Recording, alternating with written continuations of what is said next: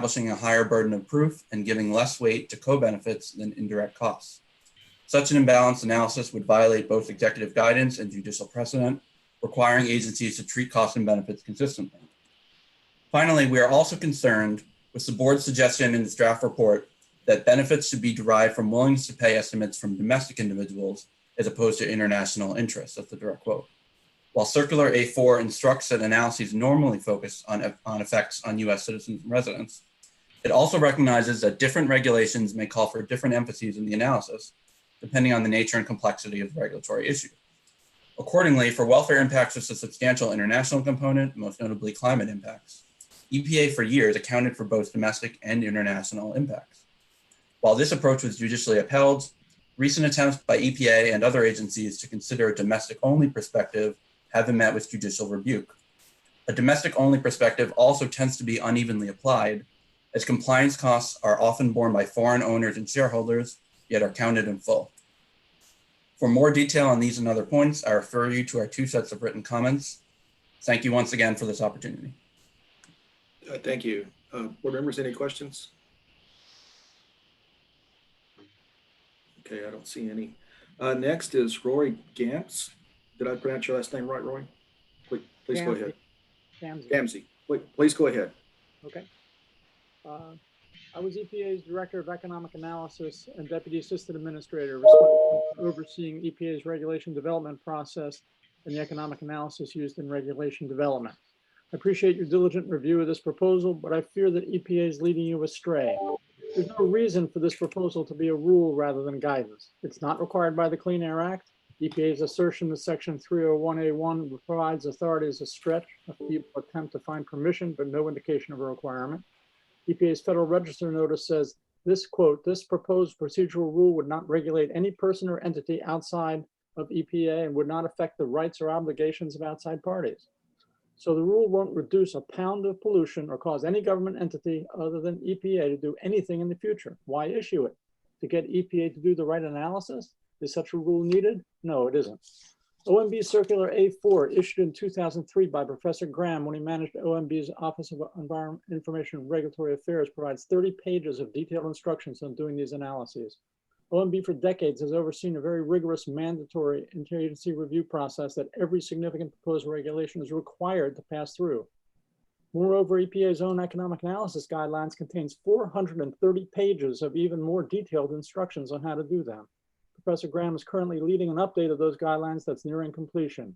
If EPA or the SAB has identified things missing from or requiring change in those guidelines, I'm sure Professor Graham and his SAB panel colleagues will gladly incorporate them in their current review. I'm also sure that OMB and Administrator Wheeler are capable of ensuring that OMB's and EPA's guidelines are implemented properly, which leaves the obvious question, why promulgate a rule if it doesn't affect anyone but EPA? The one and only purpose of this self-regulation is to tie the hands of future EPA administrators with a requirement that's not based in any environmental statute, with the implicit assumption that future OMB reviewers and EPA administrators won't be able to do their jobs. Does the administrator think that without this rule, he can't get his own staff to do proper analysis spelled out in voluminous OMB and EPA guidelines and enforced by OIRA staff? Does he think that a regulation is necessary to get future administrators to do so? Does he think that such a regulation will allow opponents of future rules, such as primary air quality standards, to delay or block them based on failure to do the analysis properly, even if the statute doesn't allow such analysis to affect the decisions? I'm told it would not do so. EPA is wasting resources, including theirs and yours, by regulating only itself. My advice is to compile your recommendations for benefit cost analysis today, feed them into the EPA economic analysis guidelines Professor Graham's panel is completing, and advise the administrator that in an administration that's trying to reduce unnecessary regulations, this is a prime example of one that isn't needed. Thank you. Thank you. Members, any questions? Okay, I don't see any. Next is Hayden Hashimoto with the Clean Air Task Force. Hayden, go ahead, please. Can you hear me? Yes. Okay. Good afternoon. My name is Hayden Hashimoto, and I'm an attorney with Clean Air Task Force. Thank you for the opportunity to comment at this meeting on EPA's proposed rule on benefits and costs in the Clean Air Act rulemaking process. As I mentioned in my comments at your August 11th meeting, EPA's proposal threatens to subvert the agency's mission to protect human health and the environment. It is incoherent, vague, and has no legitimate purpose. At the previous meeting, SAB members asked important questions that get to the heart of the problem with this proposal. Specifically, why is it needed at all? Why can't EPA follow its existing guidelines for preparing economic analyses and other guidance? Or if EPA is not following its guidance, how does this proposed rule solve that problem? The simple answers are that there's no compelling reason EPA cannot act in a transparent manner consistent with existing peer-reviewed guidance documents without this rule, and even this rule does not ensure EPA will follow existing guidance and act transparently. The SAB's recommendation on page 8 of your draft report that the proposed rule, quote, include reference to and support for relevant guidance from current best agency practices, end quote, could help address this issue, but EPA appears unlikely to incorporate that recommendation. As Dr. Kopits noted at the August meeting, the proposal does not refer to guidance documents because they may be reviewed and updated. EPA's stated objection to referencing relevant guidance shows an important flaw in its approach. Instead of finalizing this rule, the SAB should recommend that EPA publish additional guidance or update its existing guidance as a more appropriate vehicle for achieving consistency and transparency. For example, the current ongoing review of the guidelines for preparing economic analyses is a much better opportunity to update and ensure consistency in the agency's BCA. It is also much easier for the agency to periodically review and revise guidance documents to reflect advances or innovations than to promulgate formal agency rules. In general, your draft report identifies key areas where EPA's proposal departs from best practices and includes a number of reasonable recommendations that EPA clarify, expand on, or revise various aspects of the rule. But as a legal process matter, your suggested changes require extensive reworking of various provisions in the proposal, and therefore would require EPA to issue a supplemental notice of proposed rulemaking. Under the Administrative Procedure Act, the final rule must be a logical outgrowth of the proposed rule, which ensures the public receives adequate notice. Here, the proposed rule does not provide notice to the public of the substantial changes recommended in the draft report, and therefore a rule that incorporates these changes would not be a logical outgrowth of the proposal. For example, the draft report's discussion of systematic review and causation goes far beyond the scope of the proposal. If the SAB chooses not to recommend EPA withdraw this rule, I urge you to recommend the issuance of a supplemental notice of proposed rulemaking. To be clear, there is no statutory mandate for this rule, and the SAB should recommend the agency withdraw this proposal as it is not an effective solution and could make the agency less nimble and unable to adapt to scientific developments. The rule itself is insufficiently clear, and as the SAB notes on page 14, in the context of uncertainty, quote, it seems to suggest that EPA rigidly follow a prescribed set of steps that could be overly onerous or have little value, end quote. This rule is a blatant attempt to restrain the agency that fails to leave adequate discretion for, quote, issues of scientific judgment that are difficult to encode in a precise set of rules, end quote, as mentioned on page 11 of your draft report. Overall, I would like to thank the SAB for its work on this draft report and for identifying key issues with the proposed rule. I urge the SAB to recommend EPA withdraw this unnecessary rule, or in the alternative, issue a supplemental notice in order to incorporate changes recommended in the report. Thank you. Thank you. Members, any questions? Could I just ask one? This is purely a clarification question. I mean, we would just recommend, Hayden's advice was that we should recommend that EPA withdraw the rule. Is that within our remit? Thank you. That was my question. Is that a question for me, or is that for? Oh, I'd like to hear your opinion, Hayden. As to whether EPA, or as to whether you can recommend EPA withdraw this rule, I think in this particular situation, there's no legal mandate involved. It's not required by the statute, by the Clean Air Act. And I think EPA is claiming that it's a purely procedural rule, so that there's no substantive policy involved. So I think this is a particularly an area where you should feel like you have the discretion to sort of recommend something like that, because there's no legal mandate involved and no substantive policy, at least according to EPA, there's no substantive policy involved. So I think it's very much a technical issue. Okay, thank you. Yeah. Any other questions? Okay, thank you, Hayden. Next is Kevin Bromberg with the Bromberg Regulatory Strategy. Go ahead, Kevin. Hi, this is Kevin Bromberg. Thanks for the opportunity to address the Science Advisory Board. I am a regulatory consultant specializing in environmental regulatory issues, recently retired from over 40 years of federal government service. So I presented last month on these issues, and one board member asked me to describe my experience with benefit cost analysis and EPA in writing, and I have done so. And I'll cite one example for the people who have not read my comments. I'm going to make one initial point and a couple of points about the specific benefit cost requirements. So several commenters, including two people who preceded me, noted that EPA did not present evidence that it needed binding regulations to improve its implementation of benefit cost principles. As a participant in the internal EPA rulemaking process for over nearly 40 years, I can assure you that I've observed that EPA was frequently subject to political influence that interfered with an objective application of BCA principles. This is not an unfamiliar problem in federal agencies today. So one example I'll cite for your interest, and you can read my comments and you can read in the literature. We were dealing with the toxic release inventory rule 20 years ago. EPA announced the original principle behind adding industries to toxic chemical reporting was that EPA should provide the optimal mix of chemicals and sources that reach the most significant environmental releases. In other words, the public benefits are greatest for sources of environmental emissions that are the greatest releases, which of course made common sense as a great benefit cost analysis principle. Unfortunately, EPA chose in its analysis to cite a release from one chemical distributor facility that released and claimed 44,000 pounds of MEK in 1 year. We thought that was pretty ridiculous and called EPA upon that, but we didn't get to see the data until it was in the proposal.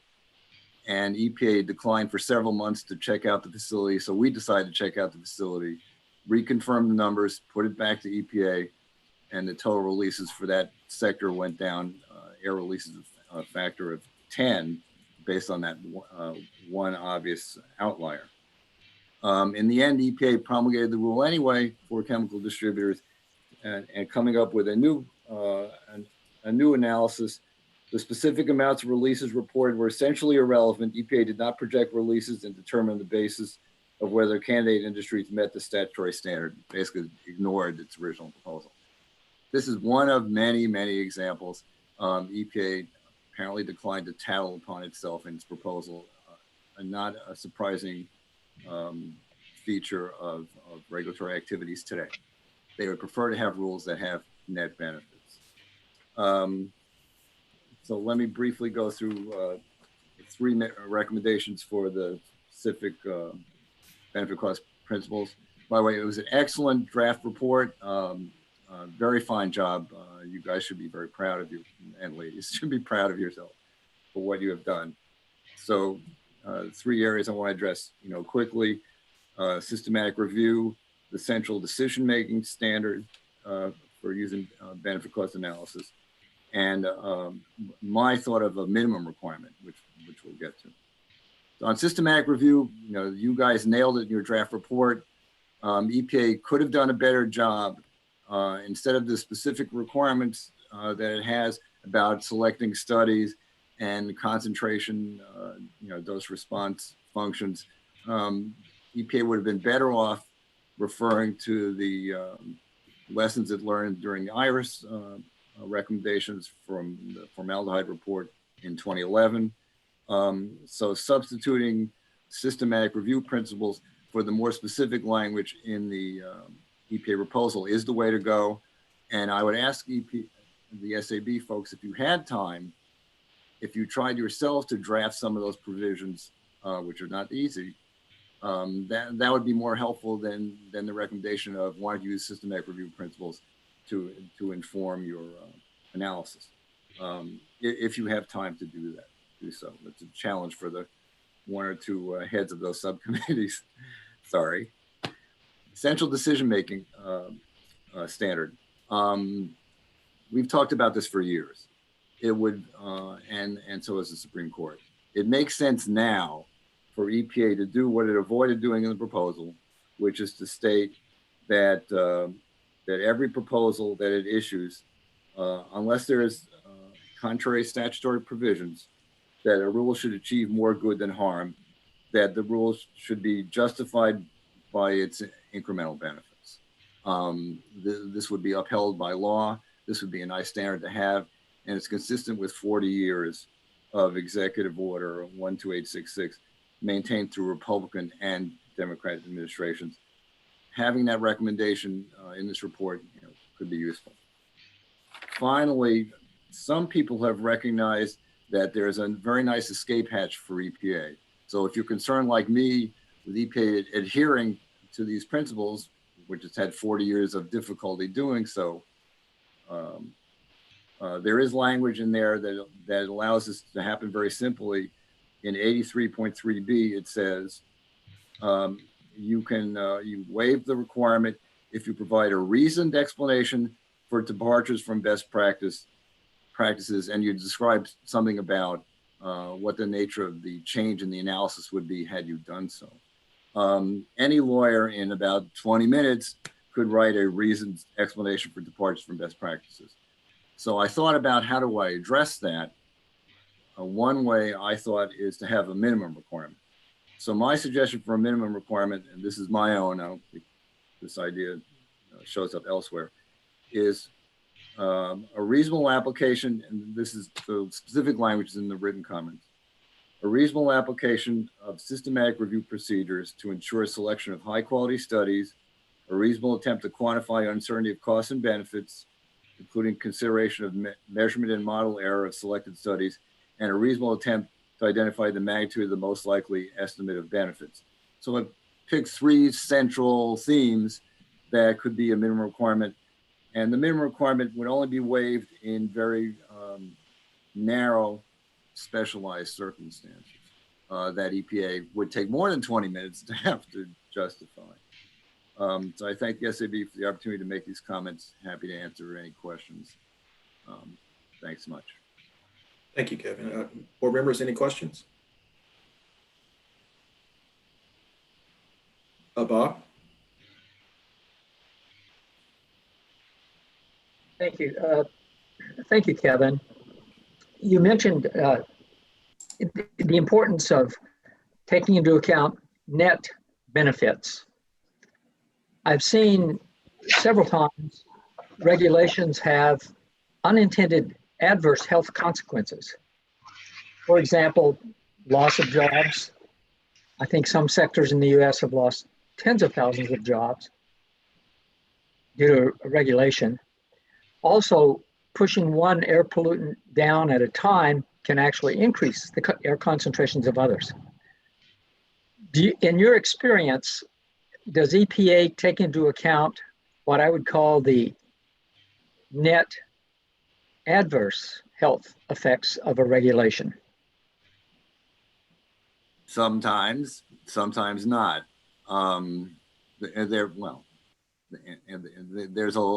There's a lot of diversity in what goes on. But I mean, your job is to set general principles. So whether they have or have not, omitted things, as long as you lay out what you think is the best practices, I mean, that's all one can do, which is fine. Thanks. Any other questions? Okay, thank you, Kevin. Thanks. Next is Nicholas Charters with the Program on Reproductive Health and the Environment from the University of California, San Francisco. Go ahead, Nicholas. Can you hear me clearly? Yes. Yes.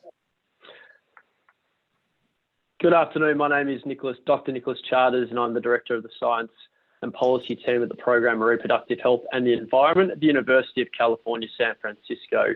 I want to state that I have no conflicts to disclose. My comments today will focus on point 2.2, estimating benefits, and why EPA should adhere to best practices for the development of the benefits cost analysis. We strongly support the SAB's major comment and recommendation that EPA should clarify and strengthen the estimation of benefits in the proposed rule by incorporating systematic review approaches. However, better defining the strength of the relationship between exposure and outcome with clear terms that have been predefined and include a range such as suggestive, likely, and known should be used. Further, all health effects for which there is some evidence of a relationship, which includes suggestive, likely, and known, should be quantified as there is some evidence that there is a risk, and to not estimate the benefits would assume there are zero benefits, which is not scientifically supported. In 2.2.1, the SAB states that if feasible, inclusion in the benefits and analyses of effects for which the relationship may be less certain, e.g. possibly causal, but the impacts would be substantial, could provide a more complete perspective accounting for uncertainties, and cites McGartland et al. 2017. As discussed by McGartland, willingness to pay for reducing risks is higher for more severe health effects such as cancer and cardiovascular disease. As a result, the benefits of reduced exposure to a chemical with a suggestive relationship to serious health endpoints may in fact be higher than the benefits of reduced exposure to a chemical with a deemed known relationship to a less serious health endpoint. It may therefore be incorrect to take account of the latter, but not the former.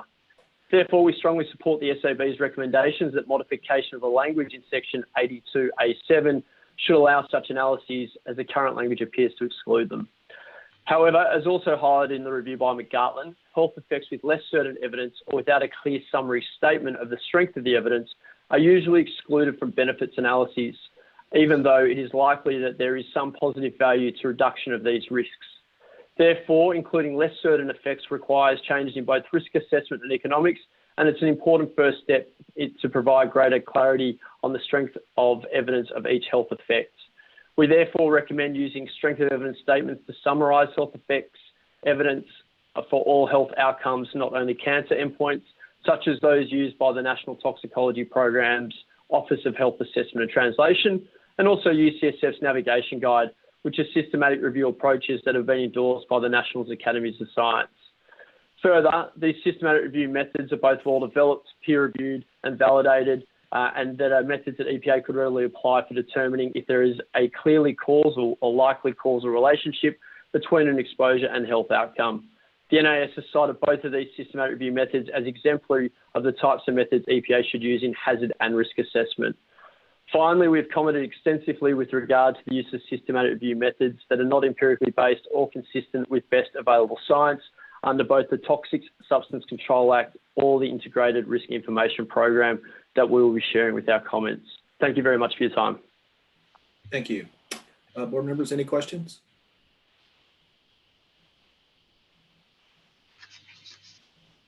Okay, thank you, Nick. Next is Daren Bakst with the Heritage Foundation. Go ahead, Daren. Thank you. You can hear me okay? Yes, we can. All right, great. So thank you for this opportunity to provide comments. My name is Daren Bakst. I'm a senior research fellow at the Heritage Foundation, and the views I express in the statement are my own and shouldn't be construed as representing any official position of the Heritage Foundation. So for decades, the use of benefit cost analysis has been embraced by administrations of both parties. Benefit cost analysis is especially important for the EPA, and even more specifically, the Office of Air and Radiation. And here's why. Based on OMB's latest finalized regulatory report to Congress, from 2006 to 2016, the EPA finalized 39 major rules. This is by far the most among federal agencies, with the next closest agencies finalizing 27 major rules. Of the 39 rules, 26, or 2/3 of them, came from the Office of Air and Radiation. In addition, there were also 4 joint DOT and EPA major rules. All 4 came from the Office of Air and Radiation. The OMB report states, quote, across the federal government, the rules with the highest estimated benefits as well as the highest estimated costs come from the Environmental Protection Agency, and in particular, its Office of Air and Radiation, close quote. Further, Congress used language throughout the Clean Air Act to direct the EPA to consider costs when promulgating regulations. Therefore, it's easy to see why the EPA's current proposed rule to address benefit cost analysis in the Clean Air Act is necessary. The rule could also serve as an important response to past questionable practices by the EPA. In 2012, when the EPA finalized its MATS rule, the agency decided it didn't need to consider costs at all. This was despite the fact that annual projected costs were as much as $9.6 billion, or as much as 2,400 times greater than the benefits. The U.S. Supreme Court of Michigan versus EPA properly rejected the agency's complete disregard for costs. In response, the EPA then justified the rule based on what are known as ancillary benefits or secondary benefits. Particulate matter ancillary benefits accounted for about 99.9% of all monetized benefits of the MATS rule. In other words, the EPA justified a rule to address hazardous air pollutants by pointing to the secondary benefits of addressing non-hazardous air pollutants. If the EPA doesn't have to justify the purpose of its air rules, then it often won't do so. And that's not a far-fetched argument. It's actually a description of past EPA practice. According to New York Consulting data, in just the 2-year period from 2009 to 2011, the EPA didn't quantify any direct benefits for 6 major Clean Air Act rules. In an astonishing 21 of the 26 major non-particulate matter rulemakings analyzed from 1997 to 2011, the particulate matter ancillary benefits accounted for more than half of the total benefits. So what needs to be done? First, requiring transparency, consistency, and sound regulatory analysis is a good start, as is making common sense changes, such as stopping the abuse of ancillary benefits.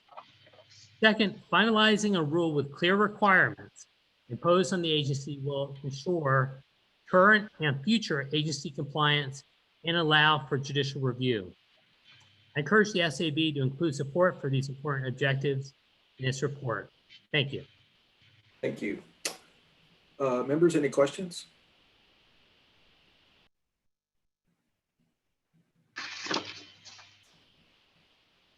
Okay, thank you, Daren.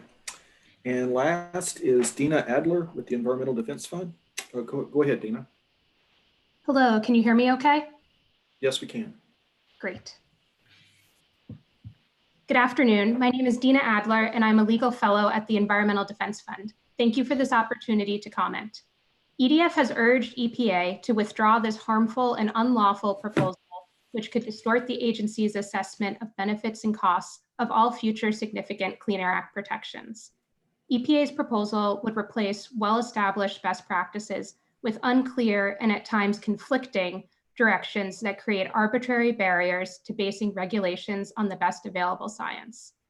These changes undermine the core goal of the Clean Air Act to protect public health and welfare, jeopardizing the lives and safety of families across the country, especially in communities of color and low-income communities that unjustly bear a higher burden of air pollution. As identified by the SAB draft report, numerous provisions of the proposed rule are inconsistent with scientific best practices. For example, the draft report correctly notes that the proposal would prevent EPA from considering substantial benefits of clean air protections for which causal relationships are less than certain, resulting in an incomplete analysis. In addition, the draft report notes that EPA's proposed criteria for quantification of health endpoints and potential restrictions on inclusion of health studies based on criteria such as study location and age are not sufficiently objective, transparent, and clear, and do not account for other EPA efforts supported by the SAB and the National Academy of Sciences, Engineering, and Medicine. This serious defect in the proposal risks excluding relevant studies that are important to evaluating the benefits of clean air protections. The draft report does not address other serious concerns with this proposal. For example, Administrator Wheeler has made public remarks suggesting that this rule could be used to bar EPA from considering valuable co-benefits in assessing clean air protections. Consistent with its review of past EPA rulemakings, the SAB should make clear that co-benefits must be taken into account under the agency's longstanding practice, its own guidance, and Circular A4. Likewise, the proposed rule could restrict the agency from considering public health studies vital to developing protections, including through requirements that EPA make publicly available all data and models underlying its benefit cost analysis. As the SAB noted in a draft report on EPA's earlier proposal to restrict the agency's use of health science, there are legitimate reasons why such disclosures cannot be made in all circumstances. And quote, such constraints on availability of data do not prevent studies from being verified in other ways or preclude those studies from being considered in regulatory decisions.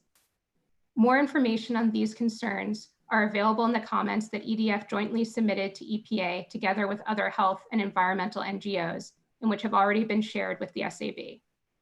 Due to the significant and systemic nature of these and other flaws, EDF continues to call for the withdrawal of this proposal and urges the SAB to do the same.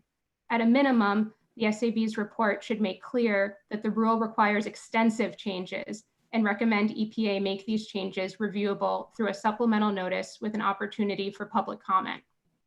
Thank you. Thank you. Members, any questions?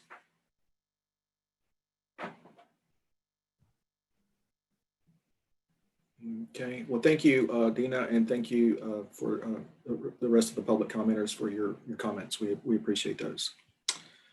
Before we discuss the draft report, we will hear remarks from EPA. The EPA speaker will be Dr. Elizabeth Kopits, Senior Economist at EPA's National Center for Environmental Economics. Go ahead, Elizabeth. Hi, thank you. Can you hear me okay? Yes. Okay. Okay.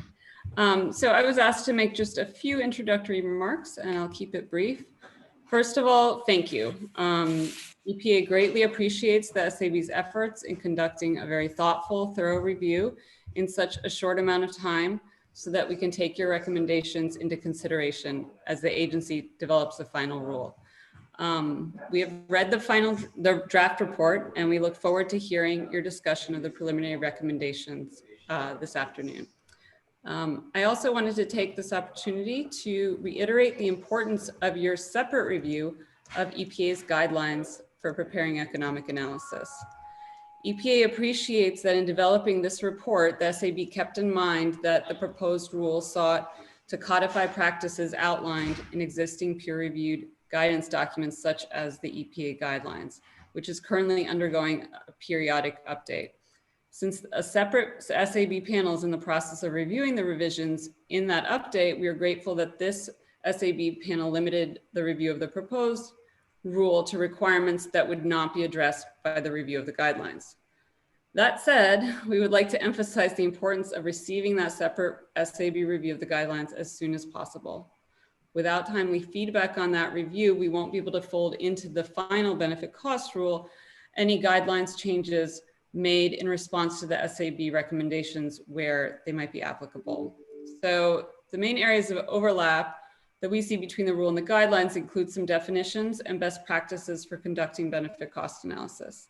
The regulatory text on best practices in the rule are generally at a high level, so we don't expect that they should be too affected by the SAB recommendations pertaining to detailed guidance on particular topics, but there still might be some relevant overlap, maybe tweaks on definitions and so forth, that we would want to take into account.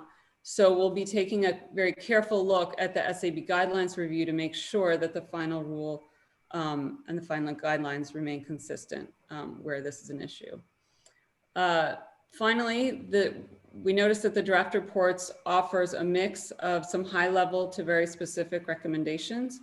And we would just like to ask the SAB, to the extent that your final report can consistently contain enough detail to help us understand how you recommend that we implement your suggested changes into regulatory text, that would be hugely appreciated. So with that, thank you again. We'd be happy to answer any questions you have. Otherwise, we yield the remainder of our time. Thank you, Elizabeth. Members, any questions? This is Don Vandermark. Can I Go ahead, ask Don. a question? Go ahead, Don. Yes, just in, this is for the EPA. In your own words, how would the rule handle the kind of co-benefits that were identified in the Mercury rule for PM 2.5, specifically in areas that were in compliance with the NAAQS?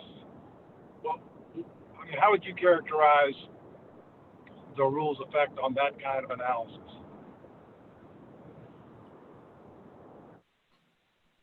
Well, the rule would still require a full benefit cost analysis to be completed according to best practices as outlined in the guidelines in Circular A4. So those benefits would be part of that full benefit cost analysis. There are some procedural requirements in the proposed rule to include in the preamble of a regulation a separate or additional reporting of the benefits that are stemming from the statutory objective of the provision under which the rule is being promulgated. So if the provision of the rule, the provision of the Clean Air Act under which the rule is being promulgated is not aiming to reduce particulate matter, then the benefits stemming from the reductions in that particular matter would not be part of that additional reporting. Right, but how would you treat the benefits of PM 2.5 reduction in areas that are not in compliance with the NACs differently than reductions in areas that are in compliance with the NACs? The regulatory text does not get that specific. If others at But that's a pretty EPA big wanna- deal. That's a pretty big deal, though, and so you're saying they probably would be treated the same. That's my understanding. But if others at EPA want to chime in, please do so.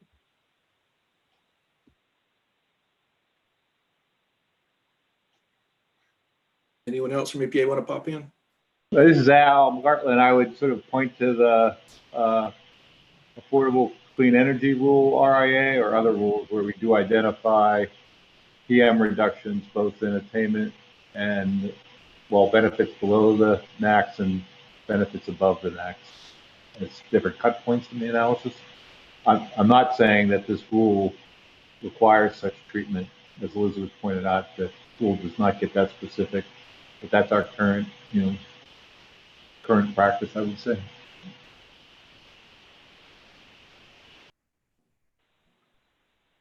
John Guggenheimer?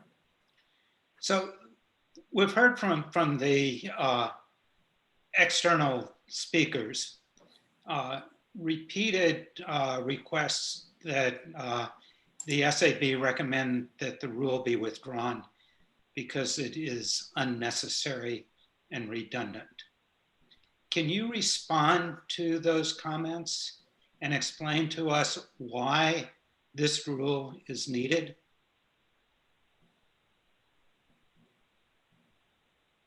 So the purpose of the rule is to codify into regulation best practices that are already required under guidance, but this would make an effort. It would help us to ensure that they are in fact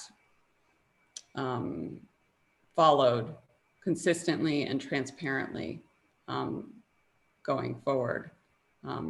There were public commenters in both the advance notice of proposed rulemaking and on the proposed rule that repeatedly voiced concerns that there isn't always consistency in how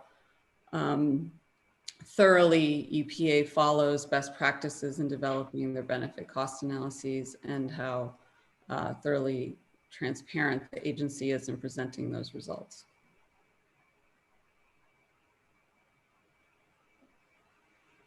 I don't know if anyone else from EPA wants to chime in.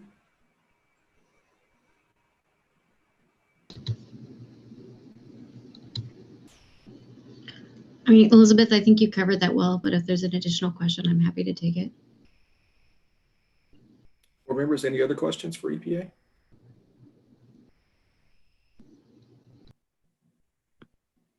Okay, I don't see any. Elizabeth and Kelly, you're going to hang around for the rest of the meeting, right? Yes, and there's others from EPA on the line too who can answer questions if they come up. Okay, thank you very much. Members, I'd like to now discuss the SAB draft report on EPA's proposed benefit cost rule. The draft report was developed by 4 SAB work groups. Each work group focused on a particular section of the proposed rule. 14 SAB members served on the work groups. Before we discuss any changes needed in the draft report, I'd like to ask the lead writers to briefly summarize the findings and recommendations in their sections of the report. The draft report focuses on the following 4 sections of the proposed rule. Section 83.1, definitions. Richard Williams was the lead writer for that section. Section 83.3A7, estimating benefits. Hugh Barton was the lead writer for that section. Section 83.3A9, health endpoints. Kimberly White was the lead writer for that section. And section 83.3A10, characterizing uncertainty. And Pete Wilcoxon was the lead writer for that section. As we discuss the revisions, I'd like to identify the SAB member or members who will provide text or follow-up information to the DFOs for incorporation into the report. It's important that we come to agreement at this meeting on the substantive changes to be made or agree to delegate the revision to me and the DFOs. If you have editorial changes that do not need discussion, please send them to Tom Armitage and Holly Stallworth. So now I'd like to ask Richard Williams to go ahead and give us a synopsis of the definitions changes or edits. Sure, thanks, Mike. Okay, we only made changes to 2 of the definitions. The first one was on the definition of benefit cost analysis. And there are 3 sentences that we addressed. And the first one is sort of the what benefit cost analysis does. And it provides decision makers with a clear indication of the most efficient alternative. And in economic terms, the most efficient one, it would be where net benefits for benefits minus costs are the largest. And obviously, efficiency also does not include distributional effects. And that comes directly from OMB Circular A4. And we thought that was a good place to put that in. The second part of it was that the definition should indicate of cost should indicate that they are done by opportunity costs. I don't think that's controversial. And that also that the benefits represent the willingness to pay for a policy outcome by citizens of the United States individuals. And I will add that that's United States individuals that can be living anywhere. They don't necessarily have to live in the United States. So we didn't say that directly, but that's also true. And I know there is some question about, well, aren't some of the costs and benefits borne by people from other countries? And perhaps that's true, but maybe 5% of American businesses are owned by foreign entities, but Americans represent only 4% of the world's population. So I think that still makes sense. And then finally, the second big issue, I think, was, well, also we finished up with saying the benefit cost analysis addresses a Kaldor-Hicks principle where in principle that the people who gain could compensate those who lose. Then there's the second big issue that we covered was regulatory options.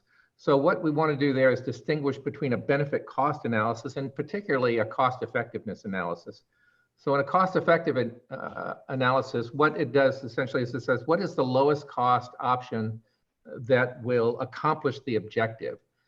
And that's different from benefit cost analysis, where accomplishing the objective is not, the entire objective is not necessarily the goal, because you have, in this case, if you have 3 different options, those options are going to accomplish some percentage of the goal. And so there'll be the highest benefit with the highest cost and perhaps the lowest benefit with the lowest cost. And the way it read earlier was it said, you know, the regulatory option should accomplish a goal or objective. And so what we changed it for both the most and the least stringent option would be to say, not that it would solve a goal, but it would accomplish a part of a goal. And again, so we would say in this case, a less stringent option would contribute to the stated objectives of the Clean Air Act. So we'd say contribute as opposed to accomplish, just to clarify that and distinguish it again from cost effectiveness analysis. So that really those were really the only changes that we made. And Mike, I'll turn it back over to you. Thanks, Richard. And what I'd like to do now is just go ahead and as we go through each section, go ahead and discuss if we have consensus on this or any changes or anything like that. So members, do we have any questions or thoughts on this section?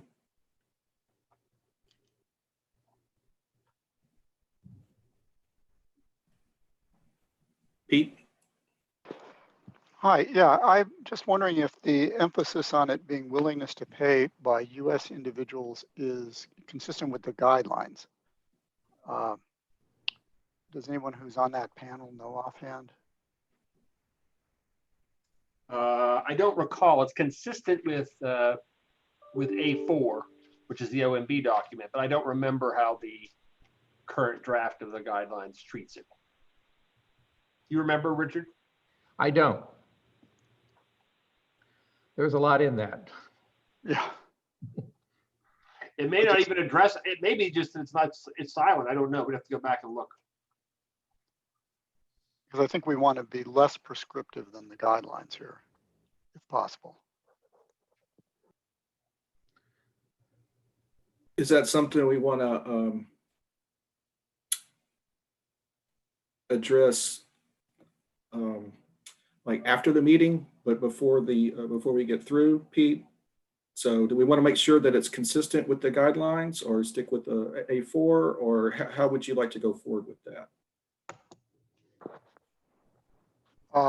We can handle it by checking the guidelines after the meeting, if Okay. that was the option.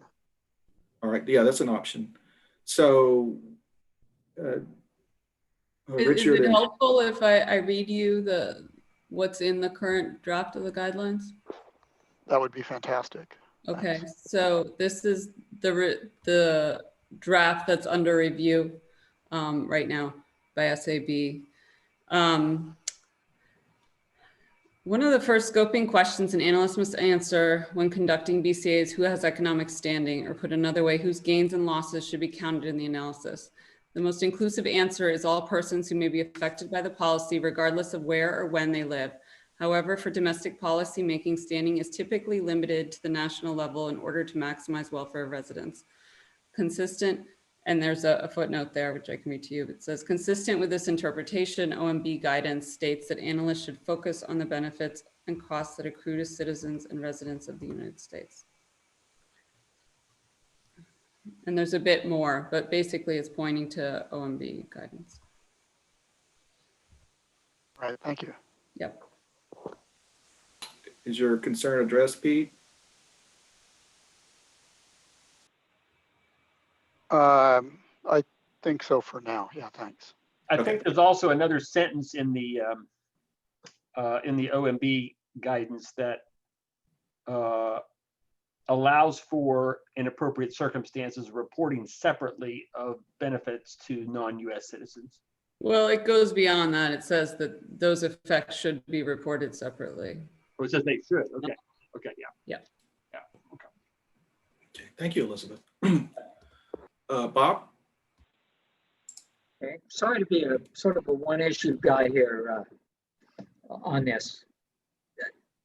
When costs are defined, it looks like only the cost of compliance and maybe maintaining compliance equipment is taken into account. And the cost to a community in terms of job loss, income loss, and cost of goods and services, or unavailability of goods and services, don't seem to be included. I've tried to think of including that as negative health benefits. In other words, the hit on health when you don't have the same income and so on. So my question is, do you feel that in the definition somewhere, the full costs to a community are going to be required for inclusion in cost-benefit analysis? I'll just start. John, you may want to jump in on this as well. I think opportunity cost covers that sufficiently. A job loss in and of itself isn't necessarily a cost. And obviously there are job losses and there are job gains. And that's not necessarily a cost. So clearly you want to count only things that are actual opportunity costs.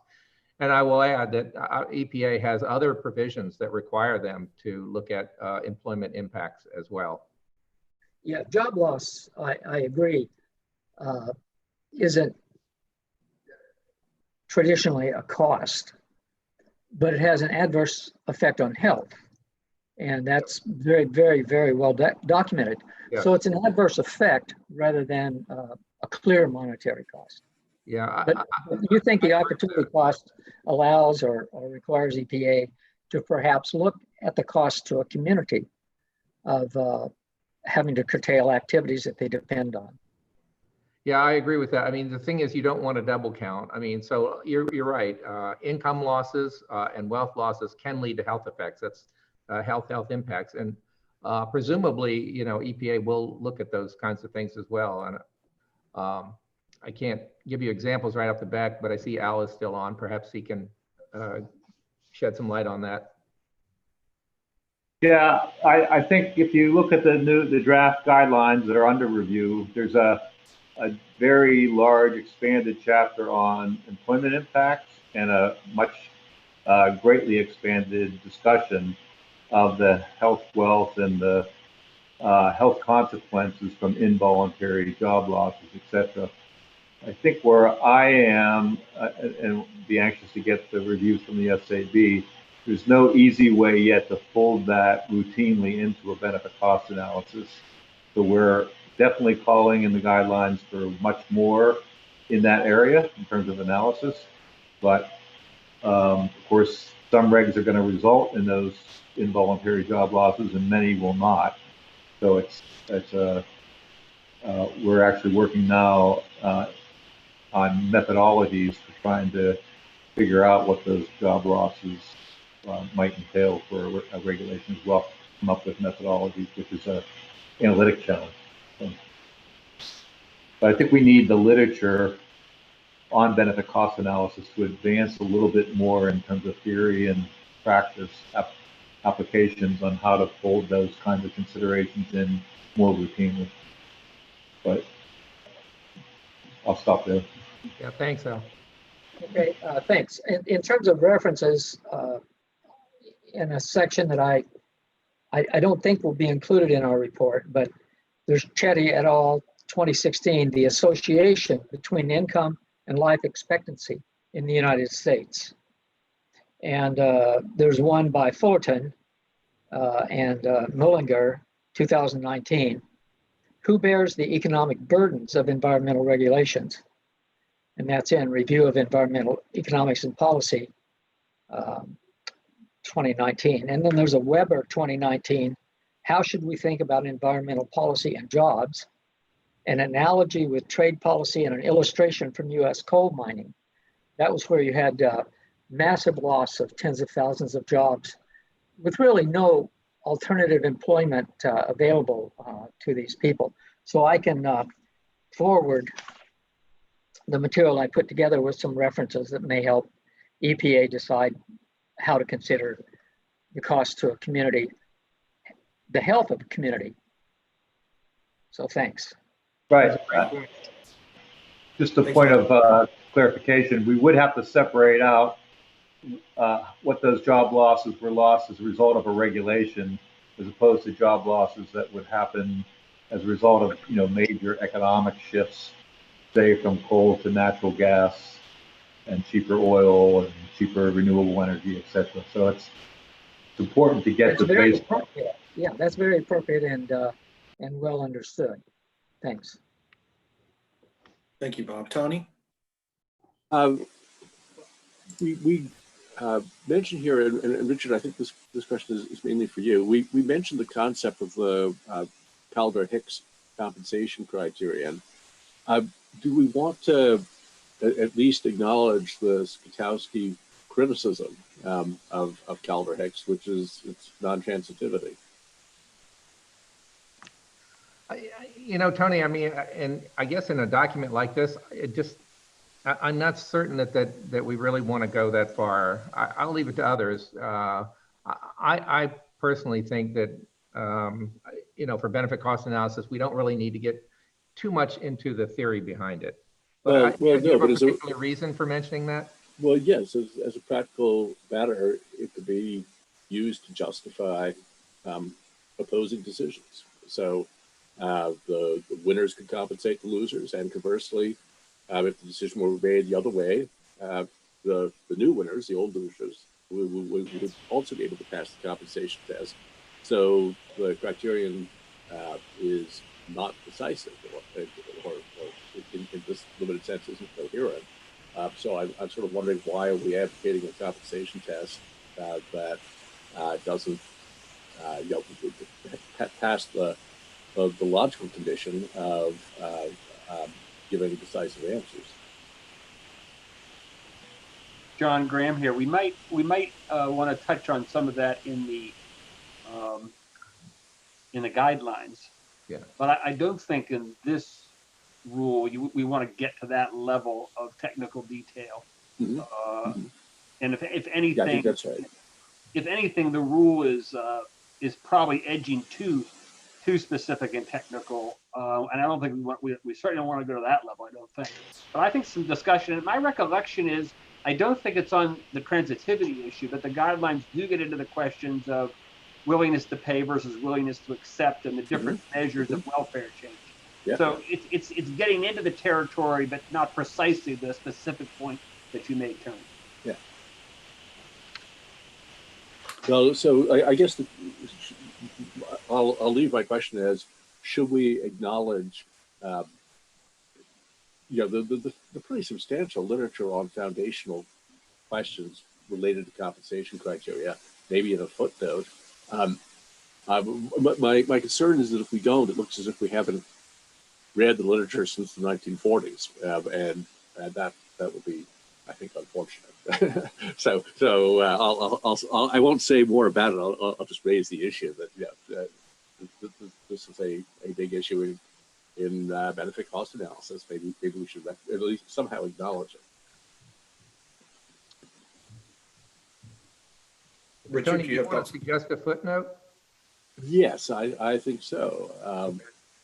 We might make a simple one, such as saying that there are foundational issues that we're not going to get into here. We think the compensation criterion is a good start, but we acknowledge that there's more to be said, or something like that. Just so,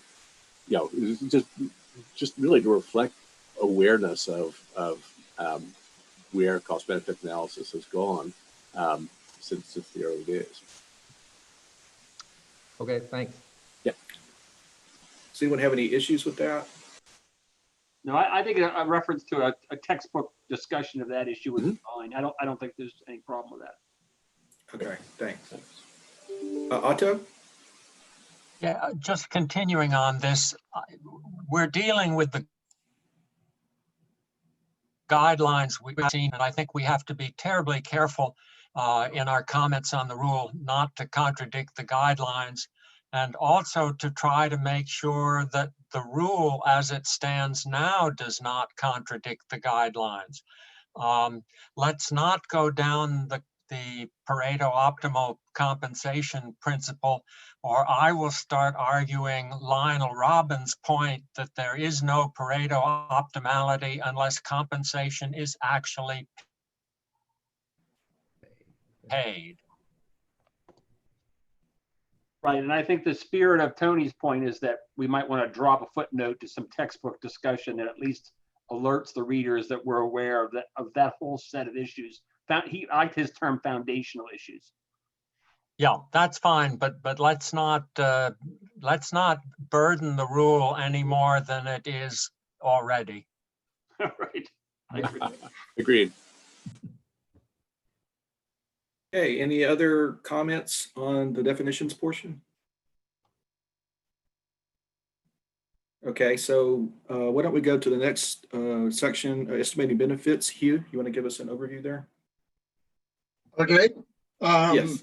So let me start by just saying there were 7 of us who served on this writing team, and there were a lot of emails. We also had one teleconference, and the discussions went on, and essentially I drafted the text that we have here from the materials that different members of the team had submitted in order to get something in that, in the timeline that we had available. So there are, I guess, 6 sections, including the findings and recommendations in the estimating benefits section. The first section talks about some of these issues about, going clearly causal, likely causal, going beyond that to things that are less certain, and also mentions the issue that clearly is a problem for a lot of the hazardous air pollutants, that the methodology that gets applied for developing acceptable concentrations doesn't work for doing benefit cost analysis. So there's just a very short sentence raising, that point as being an area that needs to be addressed. Then I think an area where the committee, perhaps all of the committee members or most all of the committee members felt pretty strongly, and we've heard comments from the outside speakers about the recommendations around systematic review, that this was seen as a framework that was quite valuable for thinking through, working through an open, transparent, and rigorous process for addressing a specified question. And that question, obviously, the specification of it is quite an important part of the process of the systematic review. But I think we were concerned about sort of the various details, not just in this section, but then Kimberly White, I'm sure, will talk about this in the health endpoints. That ideally, again, things should be supporting and consistent with the systematic review principle and approaches as a good methodology to apply. And we had a lot of discussion about different ways to evaluate causality, and somebody also mentioned earlier, I think one of the outside speaker, that causality, these sort of statements of likely or clearly, etc.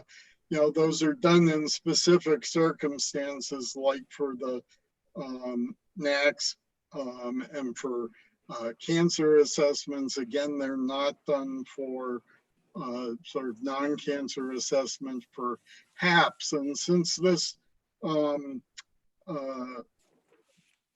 would apply to the Clean Air Act generally, I think one of the things the committee was concerned about was that it needed to not sort of focus in ways that were so specific to particular kinds of pollutants that it made it difficult to deal with other kinds of pollutants, and somehow that needs to be addressed. So the discussions about causality include issues of mode of action, using different kinds of data, epidemiology data, animal toxicology data, a discussion around some of the assessment for epidemiology studies, and then a discussion finally about statistical causal analyses, where there were, I think, some differences in perspective that we present. And so we have then 4 overall recommendations. The first is clearly around the systematic review, and that should be supported in this rule. The concerns around sort of HAPs, as well as the criteria pollutants, in part leading to the comments around that there's not one size fits all analysis. The issue of going beyond just the causal and likely causal is the 3rd recommendation. And the last recommendation is around this issue of referencing best practices in terms of EPA guidance and so forth. And again, that part of that relates to that there's been a lot of work done, for instance, in the IRIS program now for the systematic review, and so wanting to be sure that those things are included. So why don't I leave it at that? And then, Mike, I don't know how you want to handle the discussion, whether you want to ask other writing committee members to comment. I doubt anybody was entirely satisfied with the draft that I pulled together working with Holly. So I'm sure people have comments, and then the rest of the SAB. Is that how you want to proceed?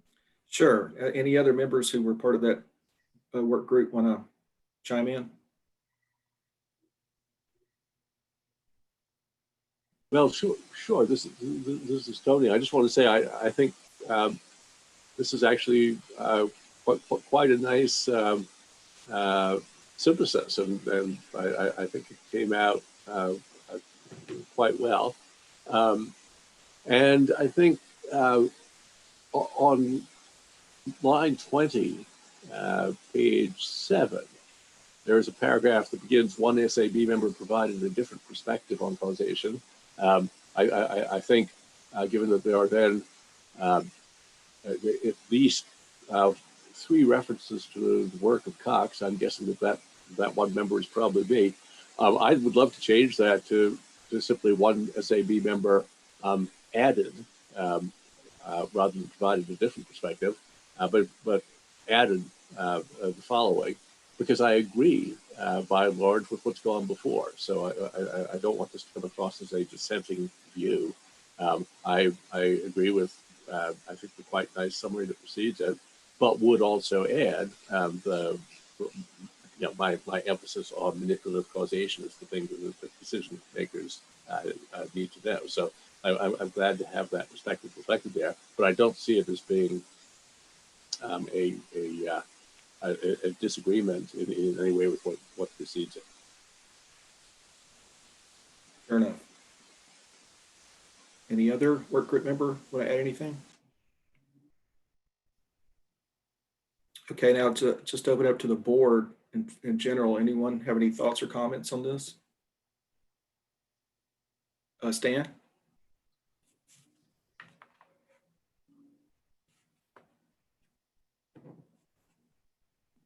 Stan Young? Stan, you're on mute. He just went off, I think. I can see him. I can see his chin. Yeah. Stan, you're on mute.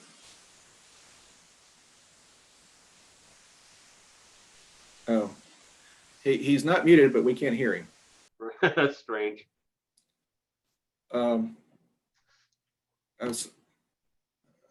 So Aaron, can you work with Stan and maybe get him online or something, maybe on the phone line or something, and we'll come back to him. Barbara? This isn't a major comment, but I think it's something that we need to incorporate so that text doesn't get taken out of context. We say in one place and several places of the importance, where feasible, of including less certain but potentially causal relationships between exposure and effect.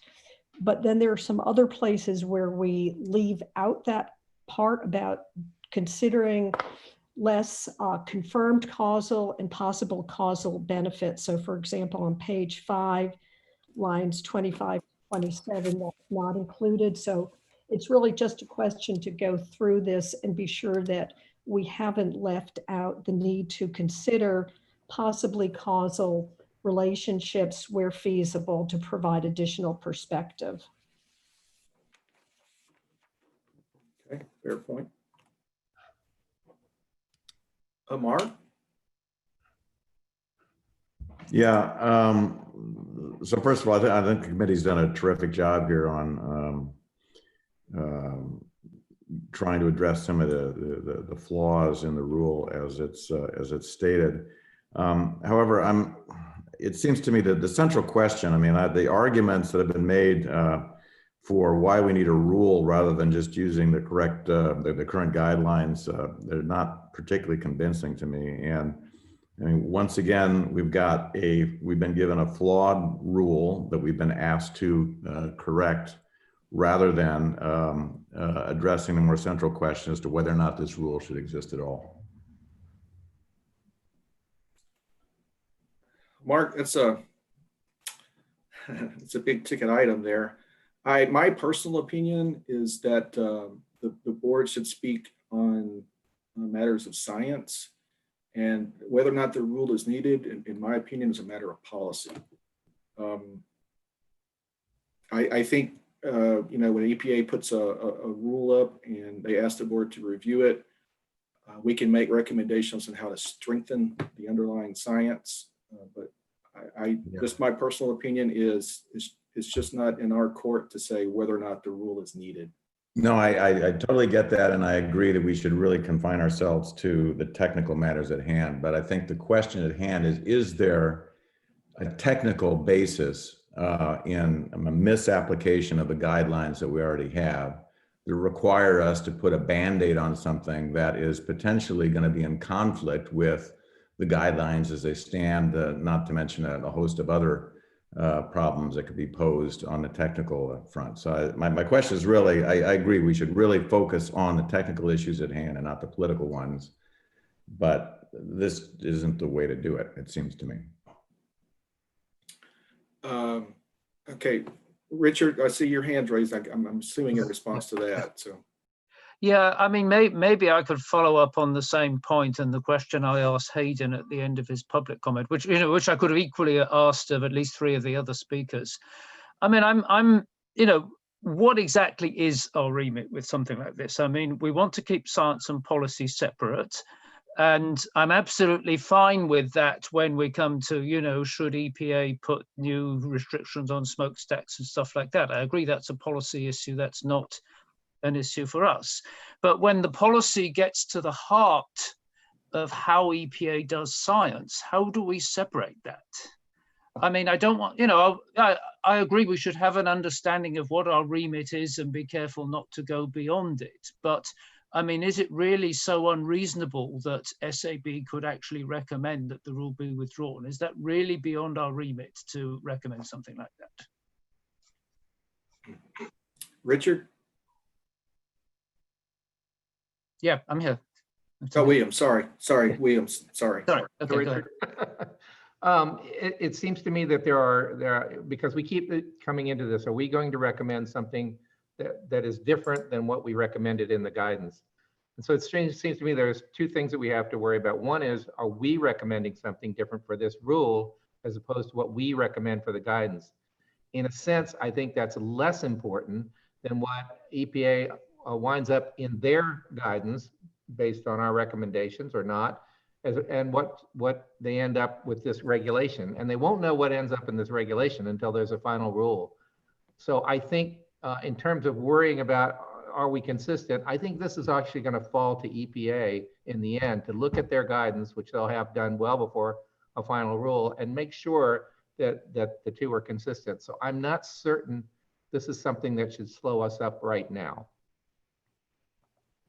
Okay, John Guggenheimer. Yeah, thank you. John Guggenheimer.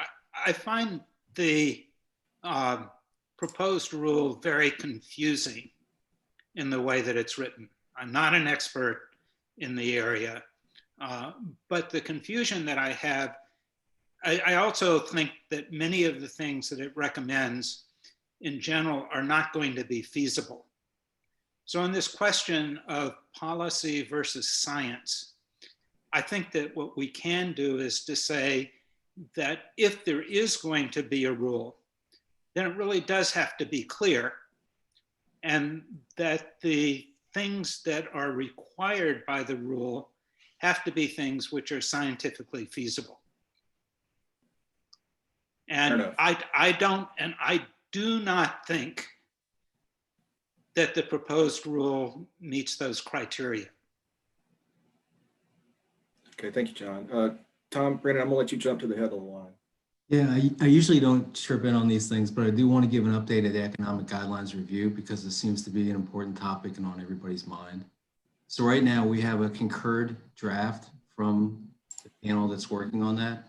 And we put an FR notice in to announce a public meeting that will happen this fall. I don't want to give away the date until it's public, but I can tell you the FR, I expect it to be out within a week or two. When that FR goes out, accompanying that will be that draft review will be shared with you as a board for the quality review, be shared with EPA and the public.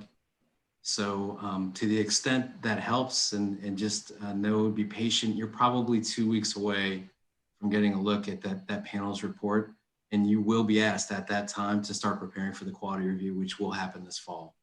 So maybe that's helpful. I heard it come up several times and just wanted to share that. Thanks, Tom. Hugh?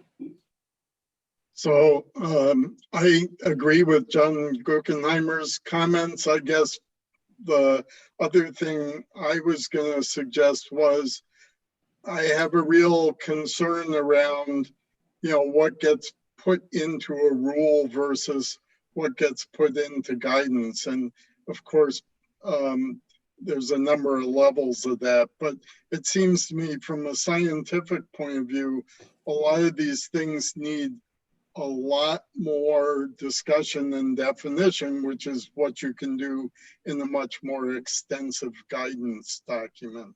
And so it seems to me a thing that's reasonable for us as a technical comment to say is, I liked, again, John's two things, but also that, that if you're going to do a rule, it needs to be carefully thought through sort of what the rule is trying to accomplish versus what is better accomplished through more detailed technical guidance documents. And it's not clear to me whether this rule really, helps in that sense as compared to the technical guidance documents. So Hugh, do you think that message comes out in this document that we prepared? So honestly, I just reread the section that I was responsible for and looked quickly through the letter at the beginning. Maybe this is a sentence to add in the letter, sort of John's comments and mine as a sentence or two in the letter at the beginning. Maybe that's the best place to convey this point. Michael, can I jump in on that point? Sure, go ahead, John. Yeah, there's some very strong language in the section that we worked on with Pete in the uncertainty section, but it occurs to me that it's striking some of these themes that people are saying with regard to the other section. So I'm wondering whether we should consider having a more overarching statement around making sure that the agency makes wise choices over what level of detail is in rulemaking versus what is in guidance. And then you can capture some of that language about the need for scientific judgment and the detail and so forth. So anyway, I think that's very much a strong theme of our section.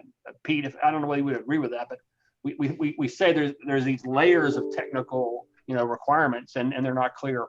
So anyway, I think we could do that. One other point I want to make is for people who don't think the rule is necessary or might not be necessary, which I do think is predominantly a policy judgment and a legal judgment, I want you to be aware I worked at OMB for 5 years and dealt with a lot of EPA regulations. And I dealt with a lot of EPA officials in the Bush administration, George W. And a lot of these officials were well-intentioned and everything, but a lot of them were not particularly interested in cost-benefit analysis. And they were aware of guidance documents here and there, but these guidance documents are purely advisory, if you will. So I could see that if you're a strong advocate of cost-benefit analysis and you think agencies should have to follow it, you might be inclined to want to have a rule that requires it. I don't think that's a completely implausible position for people to take. So I don't know whether I agree with it or whether I agree with this specific rule or the way of doing it, but I think we should not get into those issues, but I want to reassure you that it's not completely implausible that someone might want to advocate something like this. Okay, Stan, are you back? Are you able to speak with us now?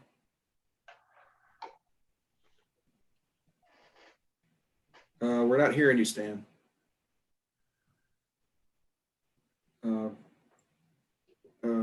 We can't hear you, Stan. I'm sorry. Kimberly? So yeah, I just wanted to agree with a lot of what I heard from Hugh and John and others about the specificity that would be included in the actual rule versus the guidelines. I mean, I think we heard from a lot of the public commenters about, you know, the guidelines that are currently in process and making sure that the rule is not contradictory or more specific or making specific recommendations that are not ultimately going to get applied or be in conflict with the actual guidelines. And we heard a lot generally about the requirement of this proposed rule is really to help ensure consistency with existing guidelines or guidelines that are being updated by the agency. And so I think you'll hear the same theme as Hugh mentioned in his comments, as you will hear probably later in the uncertainty section. You'll hear this in the same comments that I'll be making on the health endpoints, that, you know, there's a lot of specificity in this rule that we're concerned about maybe being in conflict with certain best practices and whether or not that is best left to guidance. And this is why we're making some of those recommendations. And so, I mean, I think we do have to be cognizant. I know the agency didn't necessarily want to include references to specific guidance in the rule, but it seems like that might be necessary in order not to be in conflict with the guidance that's being updated. So. Okay, so do we want to add a statement like this more in the front of the document and in the letter to the administrator, kind of catching this overarching theme that we're hearing? Would everyone feel okay with that? I think it's a good idea. Okay, so do a couple of people? Okay, so do a couple of people want to work on that, or would you like for me and the DFOs to take care of that? I think you've heard some very good language in this meeting itself. You could just work on that and then run it by everybody. Okay. Stan, why don't you send your question in by chat if you can't talk with us. Otto? Yes, back to John's point, and I largely agree with John, but I think using a rule to advocate for benefit cost analysis is different from a rule that becomes terribly detailed in setting certain criteria or standards for this analysis, particularly where we have concern specificity involved here. And in that sense, you know, there may be a need for a supplementary rule process because the kinds of things we're talking about are really important, and they change really a lot of the basic tenet of this rule as it is written. Okay, thanks, Otto. Richard Williams? Yeah, I just want to agree with John Graham. I can tell you, I had 27 years of dealing with this, and at every policy level you can imagine, where we try to use best practices, I notice that people that are not economists, particularly that are in higher level positions, don't care about best practices. If they read something in a regulatory impact analysis that they don't like, they want to change it. And it's extremely difficult for economists to stand their ground on that. And I'll just give you two examples. I know, for example, in the healthcare rules that were written for Obamacare, those were written by competent HHS economists, and yet those RIAs were overwritten by White House officials, line by line.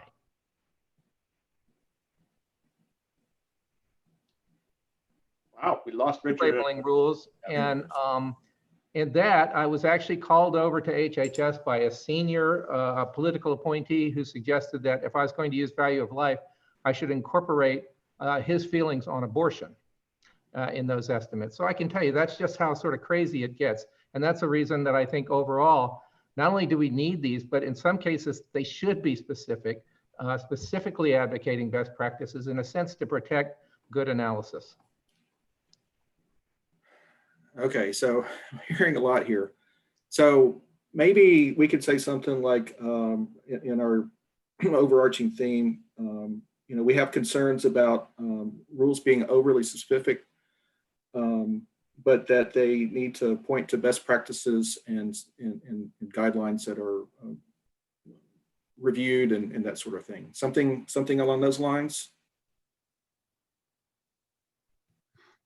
And I could be a little bit.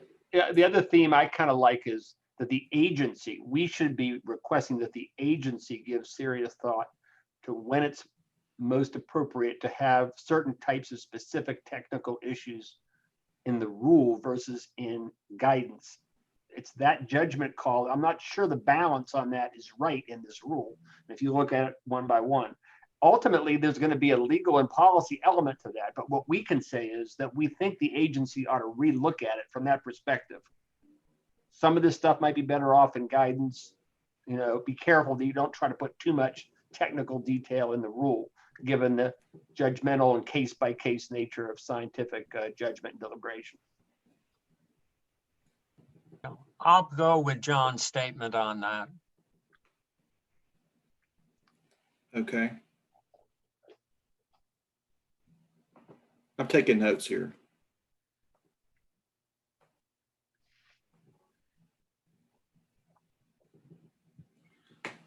Okay, so Stan, you might try to reboot or something like that. Okay, Barbara. Like dialing in.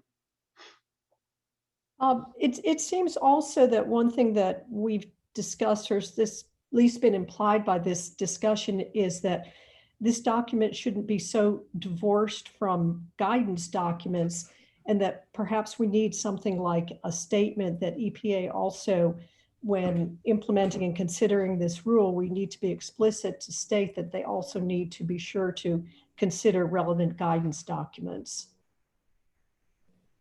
Okay.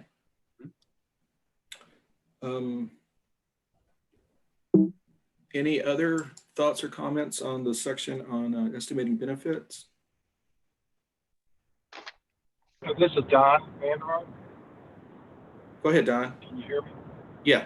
I mean, and I'm not weighing in on this particular case, but you know, it strikes me that the administrator isn't totally satisfied with the current guidance in cases, and you know, the rule will trump guidance. So you know, some kind of meshing or synthesis of the two, it might be helpful. But if those guidance principles, as far as I know, didn't go through rulemaking and all the rest of it, and I wonder if that's what the purpose of the specificity in the rule is because they want to overwrite these guidance principles. Just a question. Let me just make a quick reaction to that. I don't recall anything that I read in here that looks to me like it's overriding things that are in the economic guidelines. But with regard to the health and environmental science and the risk assessment piece of it, I think the members of the committee who know that area well, they should be like a laser on that. We don't want to be having stuff in this rule that is inconsistent or is contradictory to best practices of risk assessment and the physical and biological sciences. I really think people need to be like a laser on that. That's our job. That's SAB, man. Okay, we'll make sure we capture that. Stan, were you able to get in touch with us? We can't hear you, man. Sorry about that. Anyone else? Stan, press *6 on your phone to mute and unmute. Can you hear me now? Hey, yes. Yes, we can hear them. Okay, sorry with all the technical problems. I want to go back to systematic review. There's an area in the epidemiology world. There are 4,000 to 6,000 of these papers published every year, systematic review and meta-analysis. And there's a 2000 JAMA paper that lays out basically the ground rules for doing it. There are actually a lot of systematic review and meta-analysis papers related to air components and various health effects. So this is an incredibly well-published, well-studied area, and there's no real reason why the EPA shouldn't be asking for this and why they shouldn't be following systematic reviews. You gather the papers that relate to a specific question. You take the risk ratios and p-values and send those forward to a very formal statistical analysis. And then that analysis combines the data to produce, an estimate of what's going on. So this is an incredibly well-studied area, and there's nothing surprising. There's nothing wrong with the EPA asking that this be done. There's plenty of guidance on how to do it in the literature. That's it. Okay. Thank you. So I don't see any other hands raised. So this is Debbie. I can't seem to get my hand raising function to work. Oh, go ahead, Debbie. I just had two minor comments. On page 4, when we're talking about the IRIS program and how it's been reviewed by NAS, I just think that we should also specify that if EPA does go forward with this, they should continue to monitor comments from NAS and get reviews to make sure they have the most up-to-date process. And I wouldn't, if people are okay with that wording, I'm happy to provide that. And then on page 7, I had a concern with line 12. In contrast, EPA for years has relied on weight of evidence approach, which is less convincing than formal proof of causality, but is accepted by many epidemiologists. I just don't really think that we need that second clause in there. And I would just move that we strike that second clause. You mean starting at but?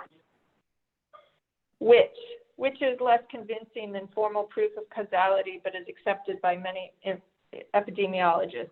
I think we could just leave it as, in contrast, EPA has for years relied on a weight of evidence approach, period. I think I might have drafted that sentence. I'm not sure exactly, but I'm fine with what Debbie says. On the other hand, this is Tony. I like the sentence because I think that the weight of evidence framework fails to address causality in any meaningful sense. So I think that Richard, I think you did a good job drafting that sentence. I would like to keep it in. Yeah, but you've got the whole paragraph with your perspective down below, and maybe you could just make that sentence or that clause to your. Well, the paragraph below is really about manipulative causality, which is a different issue. But the failure to incorporate any meaningful criterion for causality, including Pearl type causality, is a different issue.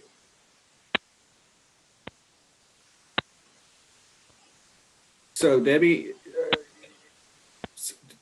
do you think this is factually incorrect?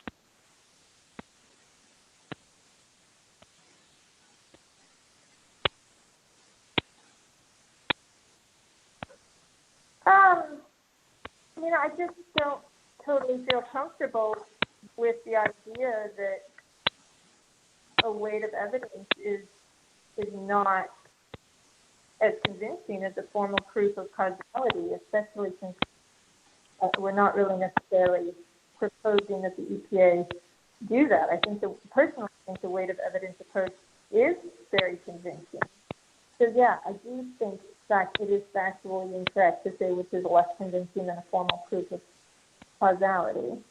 Well, so when the Case Act looked at this and discussed it in some detail with EPA, part of EPA's conclusion was that their weight of evidence framework does not clarify the distinctions between necessary causation and sufficient causation.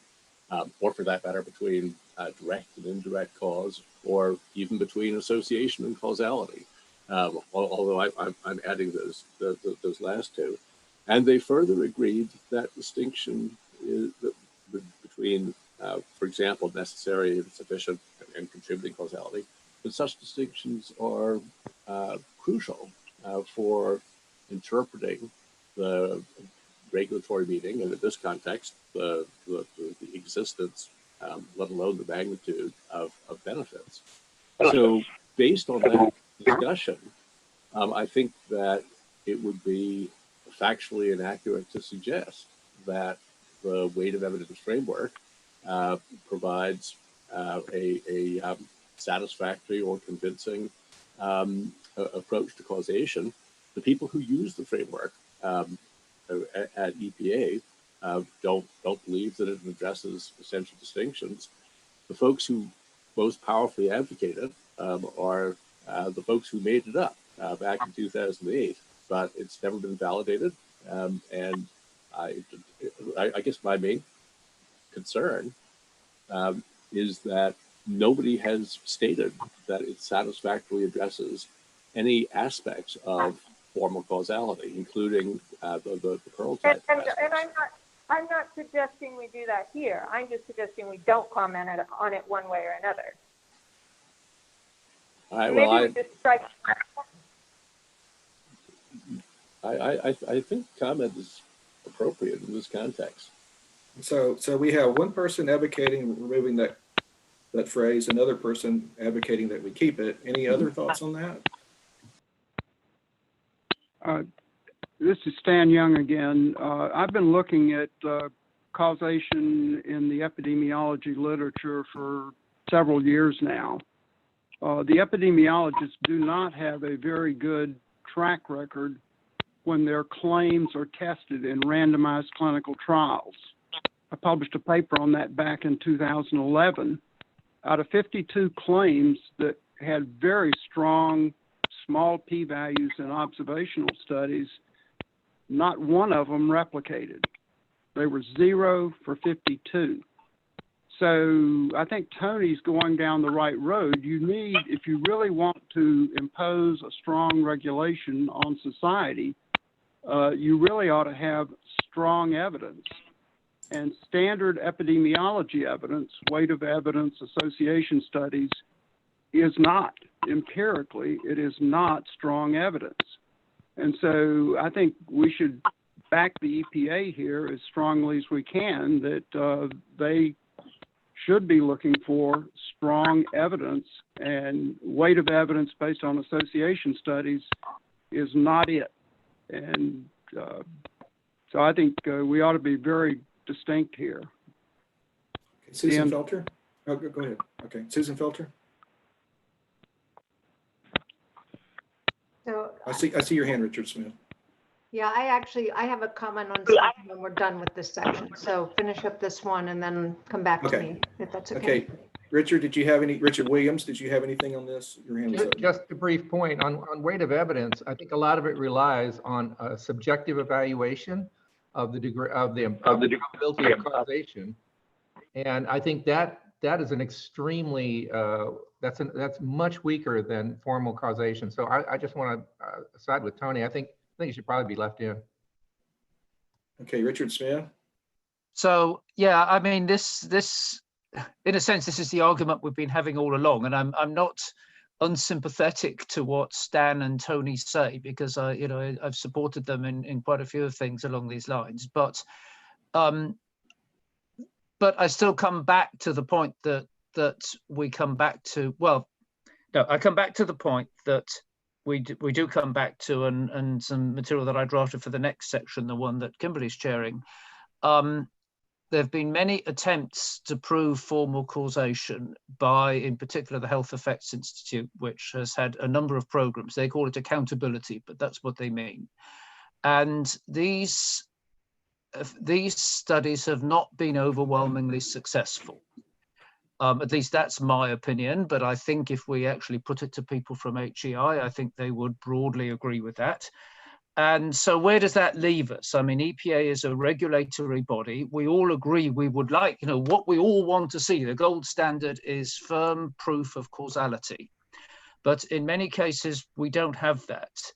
And we have to, what does EPA do in that case? Well, EPA has produced this weight of evidence approach. And I don't want to come out as totally damning that approach. I would prefer to see formal causality, but to me, if the weight of evidence approach is what EPA is using, that's not something I particularly want to condemn. So as far as the two wordings of this particular phrase is concerned, to be honest, I'm perfectly okay with either, but I wouldn't want this to come across as completely damning weight of evidence studies. So this is Tony. I just want to say I agree. I would probably be actually more willing to damn weight of evidence studies, but only if they're not done well. So if I think that the current wording nicely captures both our unwillingness to damn weight of evidence studies and our recognition that there is no one-size-fits-all gold standard that can practically be applied. I think both of the points that you just made are well expressed in the current draft. Hey, Hugh, do you have something to add to this? Yes, so I guess one of the problems I have is that it always seems like the discussion limits the scientific evidence that we're going to consider to whole human studies. And to me, one of the things that weight of evidence allows, and that is one of the areas of development in systematic review, is how do you bring together different kinds of information streams about whole human studies, about mechanistic, so whether it's cellular or tissue level or purified molecules, mechanistic data, and as well as animal data. So, even in the pharmaceutical industry, I mean, sure, we can carry out phase 3 clinical trials, but a lot of the decision making, leading up to that has to do with thinking through other kinds of mechanistic data, and sometimes carrying out very specific kinds of studies like receptor occupancy studies that help us to know that we're actually modulating the target that we want to be modulating. So it really worries me when we set up this criteria that is causality can only be established by statistical analysis of something like a phase 3 clinical trial or whatever the epidemiologic variant of that may be. Because I think that's an unreasonable standard to be applying, and that we need to be integrating in the wealth of data that can tell us things like, does this chemical actually cause these kinds of effects? It doesn't prove that it's occurring in that specific population in the epidemiology study, but it can give you very strong information that it's very likely that it could be contributing to that causality. And so I guess my one minor suggestion would be that we should change that it's accepted by many epidemiologists. Maybe it should just say many scientists or something, because I don't think the issue is just epidemiology. Right. And that would be consistent with our discussion of MOA in the previous section. Exactly. And so, people can look at MOA in different ways as to sort of, how high you set the bar to account for it. But anyway. Yeah, good. So Debbie, does that help you feel better about that phrase?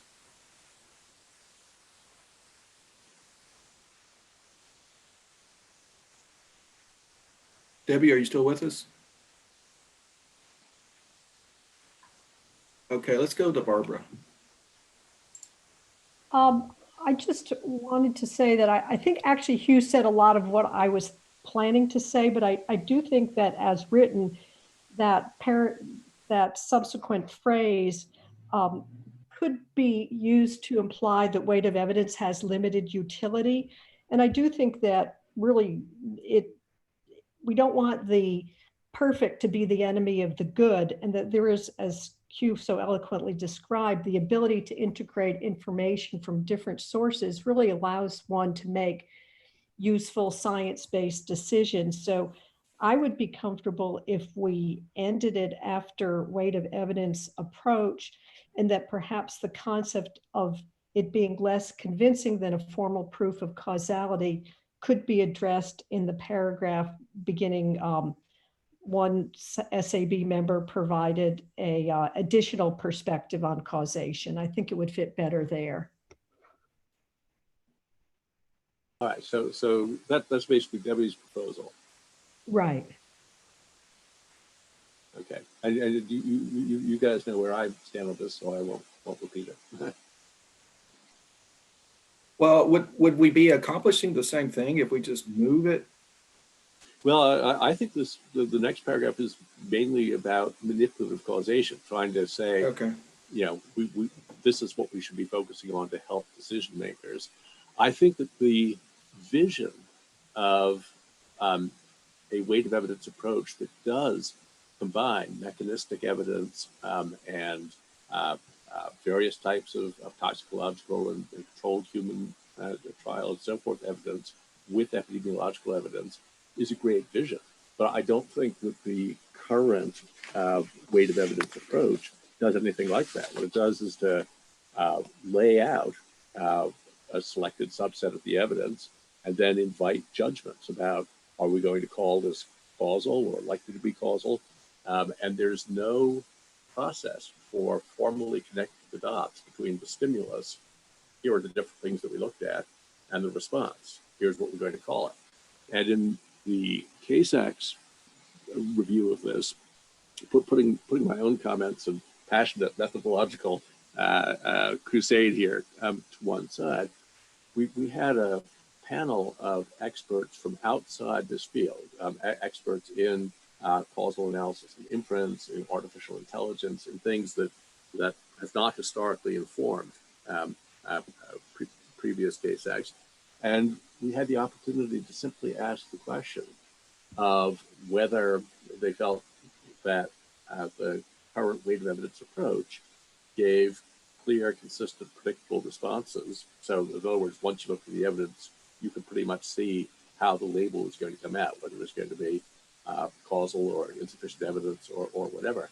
And the overwhelming answer from world-class experts who have no dog in this fight was no, it's completely unclear how those dots are connected. The so-called weight of evidence process has this big thing, and then a miracle occurs and we make our judgments. And there's no objective process that they were able to discern, and I will add, or that I was able to discern, or most members of the CASAC were able to discern, that actually accomplishes that vision of, in a principled way, putting together the multiple sources of evidence. So I agree with everyone that it's important to look at multiple sources of evidence, but I also think we should do better than saying, and then vote for whatever label you think feels right. I mean, that's just, it's pre-scientific in my opinion.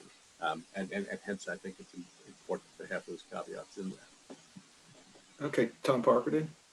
Yeah, is it possible maybe that might help here is to maybe make this a little bit more focused and provide a specific reference? So for example, if you changed the language to which has limitations when contrasted to a formal proof of causality, delete the rest of that sentence and then just provide a reference. And then that way you're pointing to a specific documented case where it's been demonstrated that you've got sort of, there's limitations of what was done with the weight of evidence, and a formal causality assessment provided a better path forward. And so that way you provide a specific one or two examples that illustrate that point. So we're not making this overgeneralization. Good. So what do people think about that proposal from Tom? I like it. This is Tony. Debbie, did we lose you? No, she's had trouble with her internet connection before. I think it's a good approach as well. It accomplishes my concerns. We just need to have that citation. Okay. Is anyone aware? Tony, can you provide the citation for that? I can. I am slightly embarrassed in that I am tempted to provide something of mine on that subject, but maybe I'll provide 2 citations for that. Okay. It's okay to cite yourself. That's fine. All right. Kimberly, did you put your hand down? Okay, Stan, did you want to add anything to that? Yeah, you guys had it. Okay, thank you. Stan? Yes, I will add a couple of footnotes here. I've looked at meta-analysis studies in the air pollution area, and the papers divide very nicely into 2 piles. There's one pile with incredibly small p-values, which would imply there is an effect, and there is an equally or larger pile where there's no evidence whatsoever, and that can be shown. So the literature, the base literature is very heterogeneous. Some papers look like there's a real effect, and many papers look like there's absolutely no effect. I will send to Tony and Richard and anyone else that sends me an email. I'll send maybe back through Tom. I'll send 3 or 4 references and some discussion. It's sort of like Perry Mason. You know, if somebody's making a claim, you know, that someone murdered somebody, Perry Mason came up with the idea, or his show came up with the idea, that you had to find the real murderer.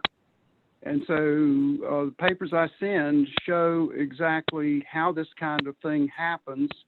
And I contend that I have discovered the real murderer, but it'll be up to the other experts to make a judgment on that. But there's strong evidence that there are serious causal problems in this area. So I agree with Tony on that. That's it. Thank you. Susan Felter? Yeah, so my comments were on the section earlier on page 5 in the evaluation of causality in epidemiology. So it somewhat ties into this conversation, but I did want to make sure that you were ready to move beyond that. Yes, yes. Okay. And one, since I probably won't send anything in writing, just wanted to alert to, the group to one typo on page 4, refers to a 2019 publication by Owens on line 30. That paper, I think, is 2017. And I think the references are correct.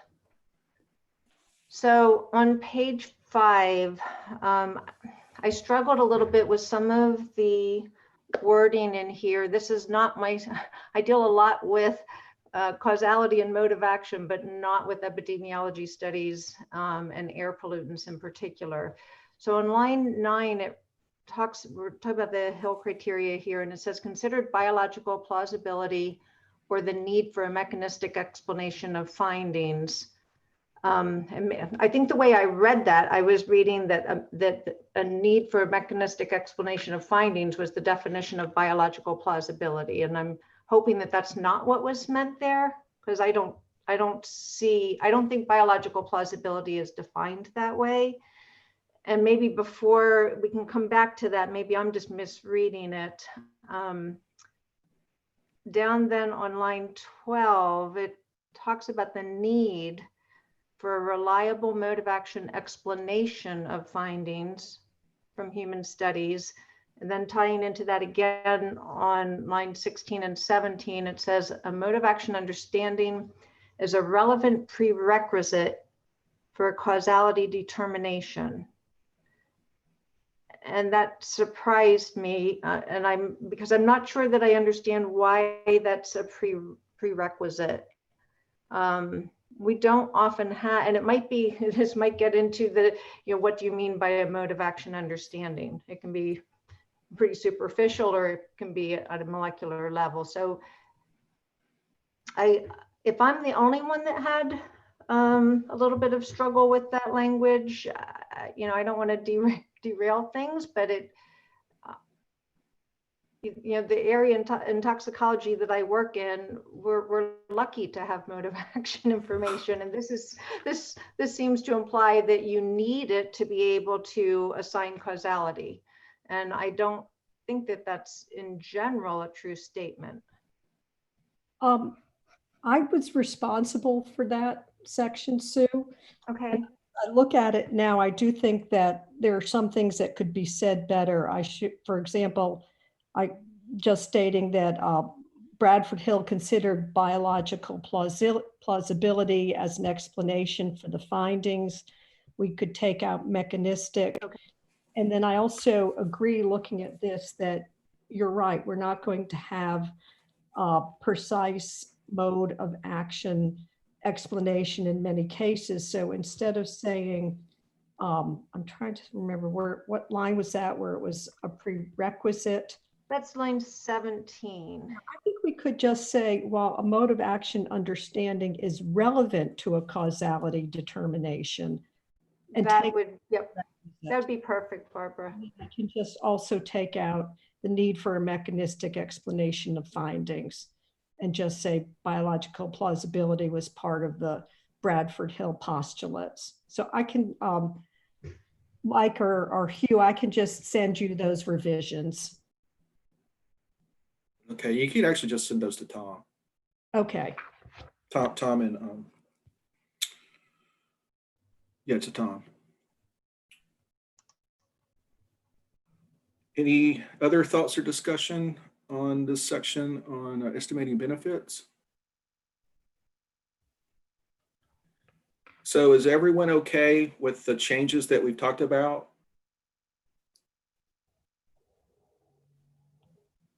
Okay, I don't hear any serious. You hear a yes from me, Tony. Okay, all right, cool. All right, so it is 2:14 p.m. right now. Why don't we take a 5-minute break and get back at it's 2:15 now. So let's get back at 2:20 and then we'll go to the next section. Sound okay? Okay.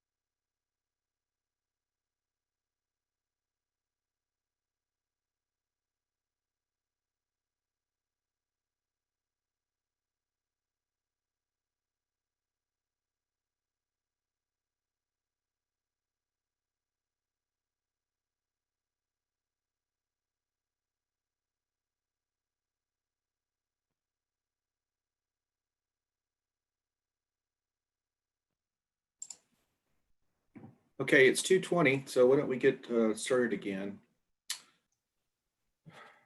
So Kimberly, are you with us? Are you here? Okay, there she is. So now we're going to start on section A9, health endpoints. Kimberly, please go ahead. Sure, thanks, Mike. And so there'll probably be a lot of discussion around the health endpoint section as well. This section really focused in on the proposed requirements pertaining to how the EPA will select the concentration response relationships from scientific literature and use that information to quantify health events for the benefit cost analysis. There were a number of SAB members that participated in the small work group. And basically what you have in front of you are a compilation of some of those recommendations to try to reflect at least the majority of the opinions that we heard in that discussion. Overall, the SAB was asked to comment on a number of the requirements related to the characterization of variability, the assumptions, the defaults and uncertainties, co-founders, and the parameters used for the concentration response endpoints. We found a number of issues, some of which you've heard come up in the previous section on estimating benefits, and likely some of which you'll hear come up on the uncertainty section as well, is that there was a lot of specificity in the proposed rule for specific requirements or criteria, but there lacked a lot of information and detail on the rationale or reasoning behind including some of the specific detail in the proposed rule. And so we found, for example, that there lacks sufficient rationale regarding the actual scientific basis of some of the recommendations and the criteria. In several places, there was vague information or was limited in how it might be applied, and to make sure that you're getting the actual result that you're looking for in the cost-benefit analysis. There were a couple of examples. Again, there's a lot of information here that we went to provide some specific comments. I'll go through just a couple here, and then I'll open it up to some of the members of the work group. But for example, there was unclear information about how the agency will actually ensure consistency with some of the agency's best practices, as well as the guidelines that we've been talking about earlier in the call that are currently under development by another SAB panel. How they were going to incorporate relevant systematic review approaches that have been recommended by the National Academy of Sciences for EPA's IRIS program, as well as for the TSCA risk evaluation program, as well as other systematic review approaches that currently exist in the published literature or that have been recommended by previous science advisory board committees. It was unclear about whether any of the requirements that are actually proposed in the rule currently apply across all air pollutants or where a significant regulation might be undertaken. And then there was kind of lack of information about the framework for causality determination. Some of this was discussed in the estimating benefits section as well. And so this was just a couple of areas where, while there was some specificity in the proposed rule, it still lacked a lot of clarity on how this information would actually be applied. And so what you'll see in the sections below is that we provided some specific areas where the recommendations should either be eliminated completely or the data should be revised to actually provide the clear rationale for the requirement, the relevancy for the requirement to actually inform the specific regulatory decision, and then the applicability of the requirement into generating the actual cost-benefit analysis. And so, like I said, I won't walk through every single recommendation here, but a couple that I'll highlight maybe just three here. For example, in section, I think 83.3A93D was the requirement for study location. And I think this came up in a public commenter's comment that basically the section requires the study location must be appropriately matched to the analysis, and that the study population characteristics must be sufficiently similar to those of the analysis. And while I think most of the members of the work group found that that requirement was reasonable, there were instances where epidemiology studies from other locations like Canada or Europe would be deemed relevant for U.S. regulatory decision-making because of the similarities in the demographics or the environmental conditions. And so this is an area where scientific judgment may come into play and may need to be determined whether or not the study is actually appropriately matched. And EPA didn't provide a definition for what is meant by appropriately matched. Similarly, in section 83.3A96, this section is where the agency talks about clearly identifying concentration response functions and the strongest scientific evidence, as well as evidence necessary to demonstrate the sensitivity of the choice of the concentration response function, of the magnitude and the uncertainty associated with air pollutant attributable effects. And the agency here, again, doesn't really define what's meant by the strongest evidence. And so we don't have a clear, for example, causality framework or what would get you to the strongest evidence. And then just another example is the requirement, and there were several requirements in section 83.3A9. 7, one of those requirements focused on characterizing attributes that affect the suitability of a study or a model for informing the risk assessment, including the age or the quality of the air quality data, and how it might be generalizable to the study population. But again, the agency hasn't really defined what attributes actually affect the suitability of a study or a model for informing the hazard assessment or quantifying benefits. So again, while there was specificity in the proposed rule about having this requirement, it lacks sufficient detail to make it effectively implemented. And so one of the things that you'll see in the overarching recommendations that we provided below is similar to what you heard in the benefits section earlier, was related to ensuring that, one, there's consistency with current guidelines that exist in agency best practices where they're applicable and meaningful, as well as if there are systematic review approaches that apply that would lend themselves more to an overarching framework versus having some of these specific technical language embedded into the rule.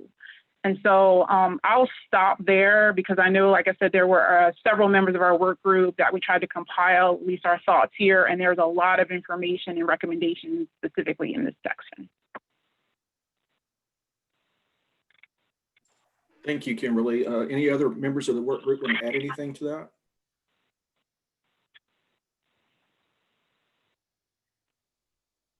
No. Any other board members want to add anything? Any comments or thoughts?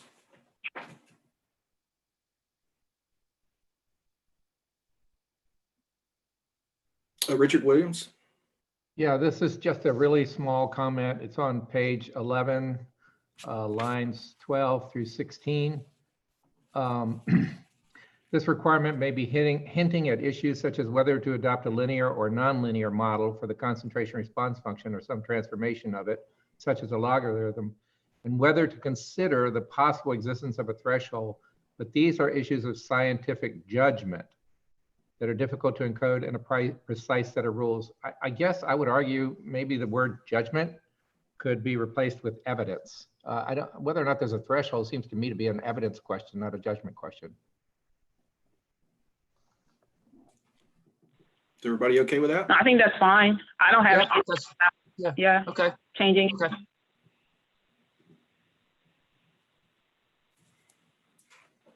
Any other? I'm also, this is Susan, I'm fine with that as well, but I have to just add that I think sometimes judgment comes in terms of whether the evidence is sufficiently strong or not, and there can be disagreements that come down to a matter of judgment, but I don't disagree with the proposal. Fair enough.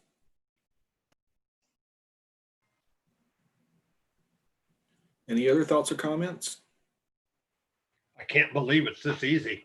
I can't either. Great job, Kimberly. I can't believe it either. So yeah, I can't believe it either. Great job. I have one other, sorry, I can't find my raise hand thing. Just one other, very small, but more of a question. It's the paragraph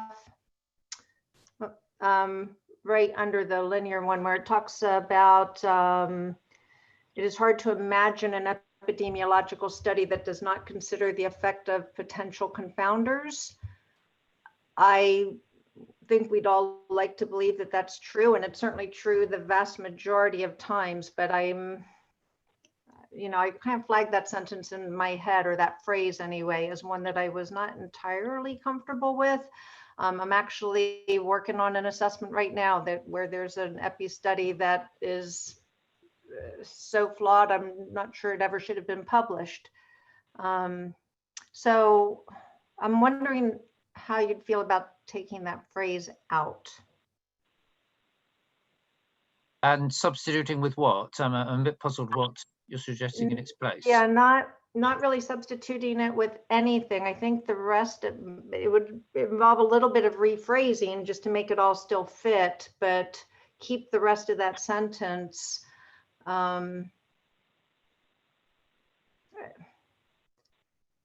I think for an SAB report to say it is hard to imagine something when they do in fact exist. So I agree. What if it just said something like, while epidemiology studies, frequently consider confounders, yada, yada, then the rest of it, something along those lines. Yeah, just something, I think a relatively small wording change would satisfy my wish. Richard Smith, is that okay with you? Yeah, I'm wondering. Go ahead, Kimberly. Yeah, I'm wondering if, just looking at the sentence, if we took out from a line 19, it is hard all the way through to the comma and to the but, and just put period and just start it with, there is ample room for disagreement over which confounders are appropriate or how to evaluate an actual confounding effect. And discovery of a confounding effect, which may raise doubts about, but also need not refute the claim of a causal effect. And then you have the rest of the sentence. So you just cut off basically from it all the way through to but, and just start the sentence with there. May I suggest perhaps a slightly different rewording to accomplish the same objective? Instead of saying it's hard to imagine an epidemiological study, say, the vast majority of epidemiological studies do consider the effect of potential confounders, but then follow as continued. There is ample room for disagreement over which confounders are appropriate. I like that. I'm fine with that. Good. Okay.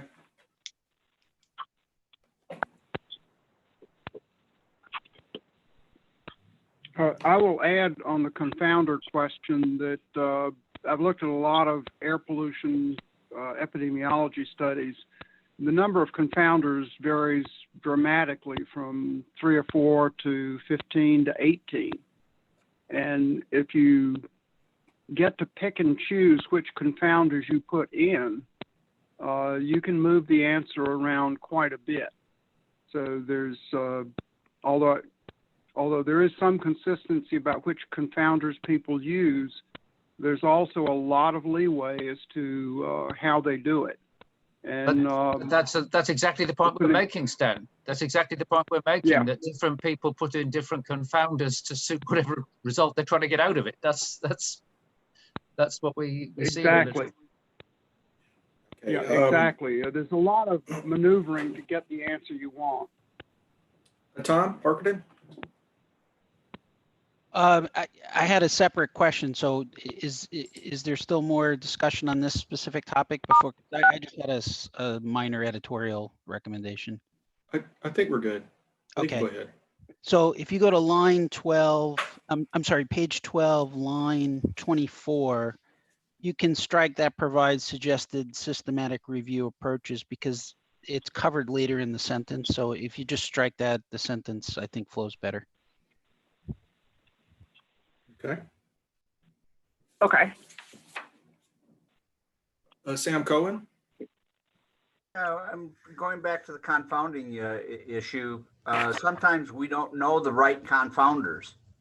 I mean, if you go back to the literature, for example, on the causation of cervical cancer in women in the 70s and 80s was thought to be herpes virus. Nobody really knew about human papillomavirus, so we didn't know that was the confounder. And the statistical correlation with herpes was very, very strong. So I'm not sure how you factor in unknown confounders. I would have said including confounders is understood. You understand it to mean known confounders. I mean, how you take account of unknown confounders is getting back to the whole causality question. But I think that's why with the causality that you have to take not just statistical correlations, but you have to take into account mode of action, if it's known. I mean, if all you have is a statistical correlation, that's one thing. But if you know something about mode of action, that should be incorporated, because sometimes the statistical correlation can be very misleading.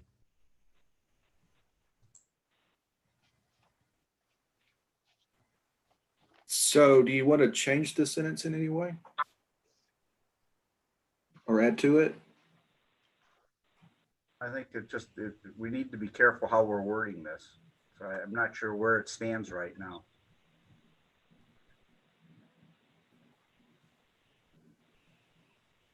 Okay. And this is back on where the confounder section is. Yeah, on page 11, that third bullet. Right. Okay. So Kimberly and I can take a look at that and make sure that we've covered your concerns. That'd be fine. Okay. Susan?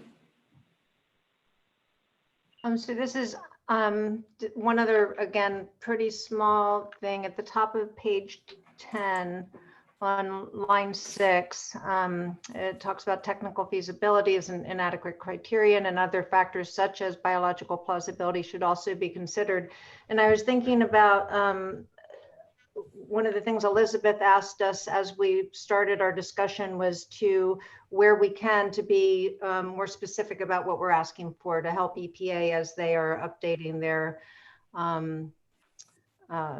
rule. And so I struggled a little bit with just leaving it as such as. I tried to imagine I'm taking this and now are there other things besides, when it says such as biological plausibility, are there other things that we would also add to that, or is biological plausibility really what we want to focus on?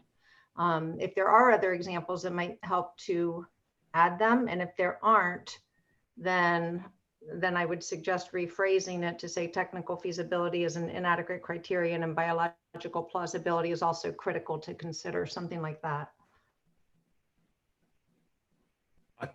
This is Clyde Martin, but I think if you would just take out the whole phrase about biological plausibility, that it says what you just said, that and other factors should also be considered. So I think my question was, do we want to offer suggestions for what those other factors are? Because I think that's one of the things that we heard EPA asking us to do, is to where we can be a little bit more specific about what we're asking for and not just, say such as, that would help the agency. Yeah, and I'm wondering, one of the last sentences that we have in that section on line 10 is that, well, actually, that probably won't help them right now, the consolidated human toxicity assessment, because they're not done yet. So you're saying they can rely on that, but it's not done yet. Yeah, I'm kind of on the fence here, because I agree with you that it would be great to add other factors, but I also am cautious about putting that additional specificity here for them. For those people that are working on the guideline document, is there any information currently in the guideline document that talks about the types of other criteria that are, or factors that are considered for the health endpoints that we could just pull from what you guys are already doing? You're talking about the economic guidelines document? Yeah, does the economic guidelines actually get into the health endpoint section at all? No. I maybe Richard might remember better than I do, but that's really not the focus of it. So if our goal it would be risk assessment guidelines would be where this is normally handled. Right. If we didn't go into that. Yeah. If we want to provide specific examples of other factors, I think we can do so. So, common explanations for associations include a biologically plausible causal association. They include hidden confounders, as we were talking about. They include model misspecification error, and omitted measurement error, and so on and so forth. But I think the point raised a minute ago, which is, do we want to get, I think we have to be careful about the desired level of technical detail. And John Graham, this kind of goes back to one of your comments about the foundation's benefit cost analysis. I don't know that we want to go into technical detail in specifying the things that need to be considered in addition to the Bradford-Hill criteria, including biological plausibility, in order to draw a useful plausible conclusion. But if we do want to go in that direction, I think it's easy to do.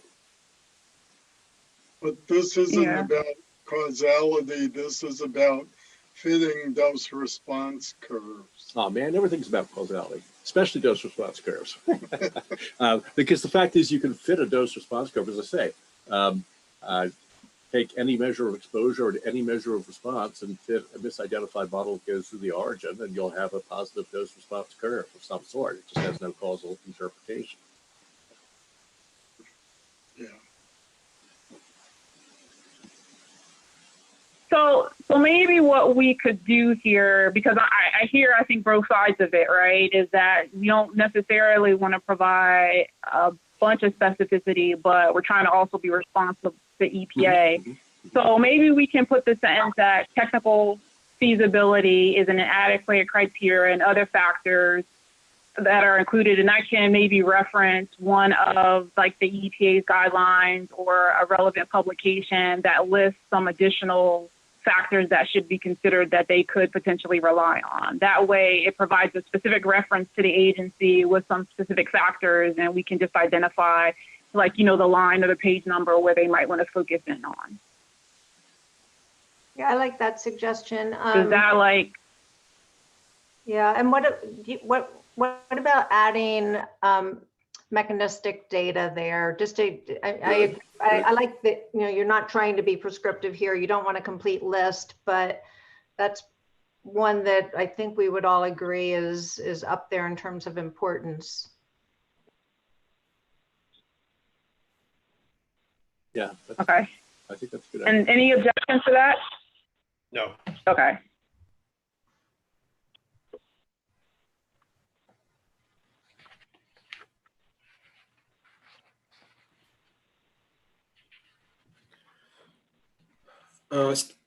Stan, I see Other your hand. thoughts?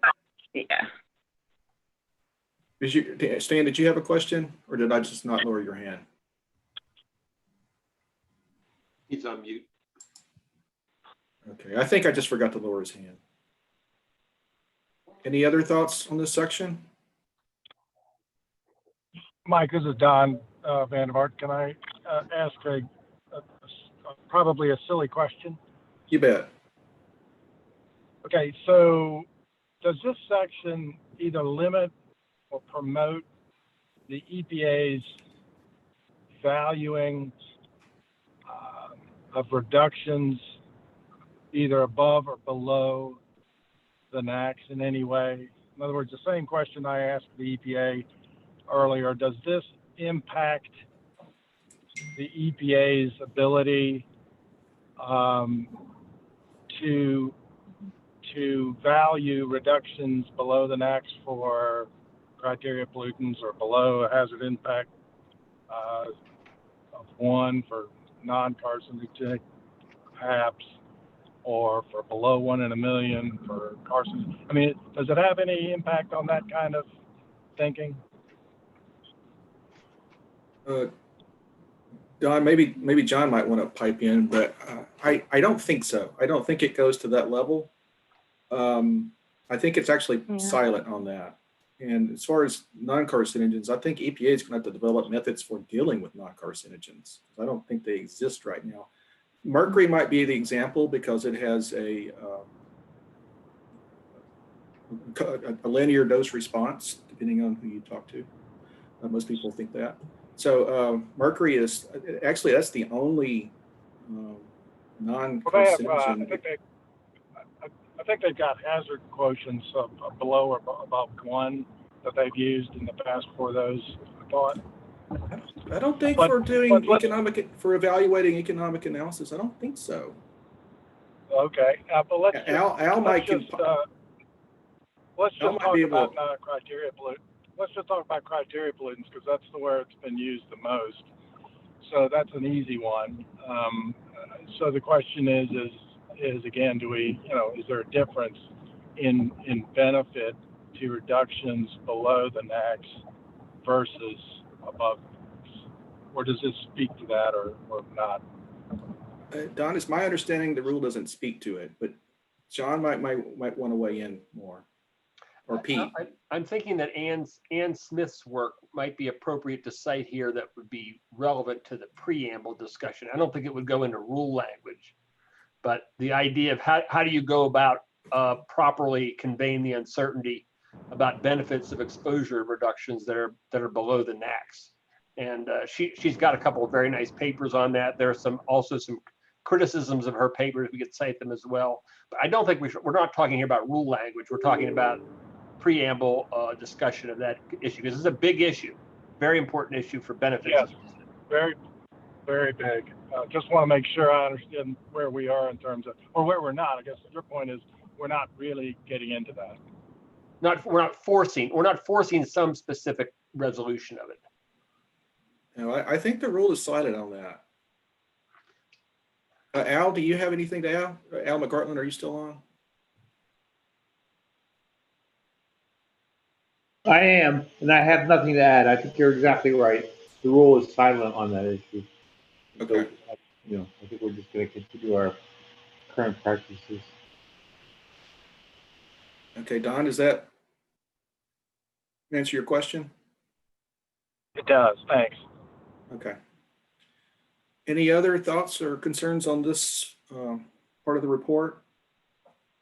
The health endpoints? Okay, so why don't we go to characterizing uncertainty, and Pete, you want to give us an overview? Okay, thanks a lot. This was a committee effort with Richard Williams, Otto Doering, and John Graham. And so they provided lots of terrific input and hopefully will weigh in on anything that I overlook.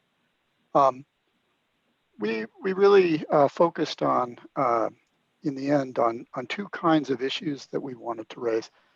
One was places where EPA has taken an overly narrow view of how it uses uncertainty analysis.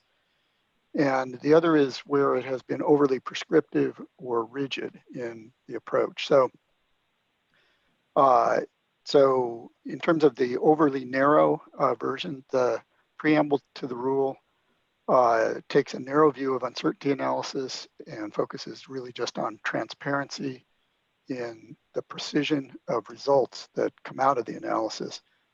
And so we suggested that they expand that to think about some of its other important uses, including value of information analysis for thinking about how to focus future scientific research, which is something that's discussed in both Circular A4 and the guidelines.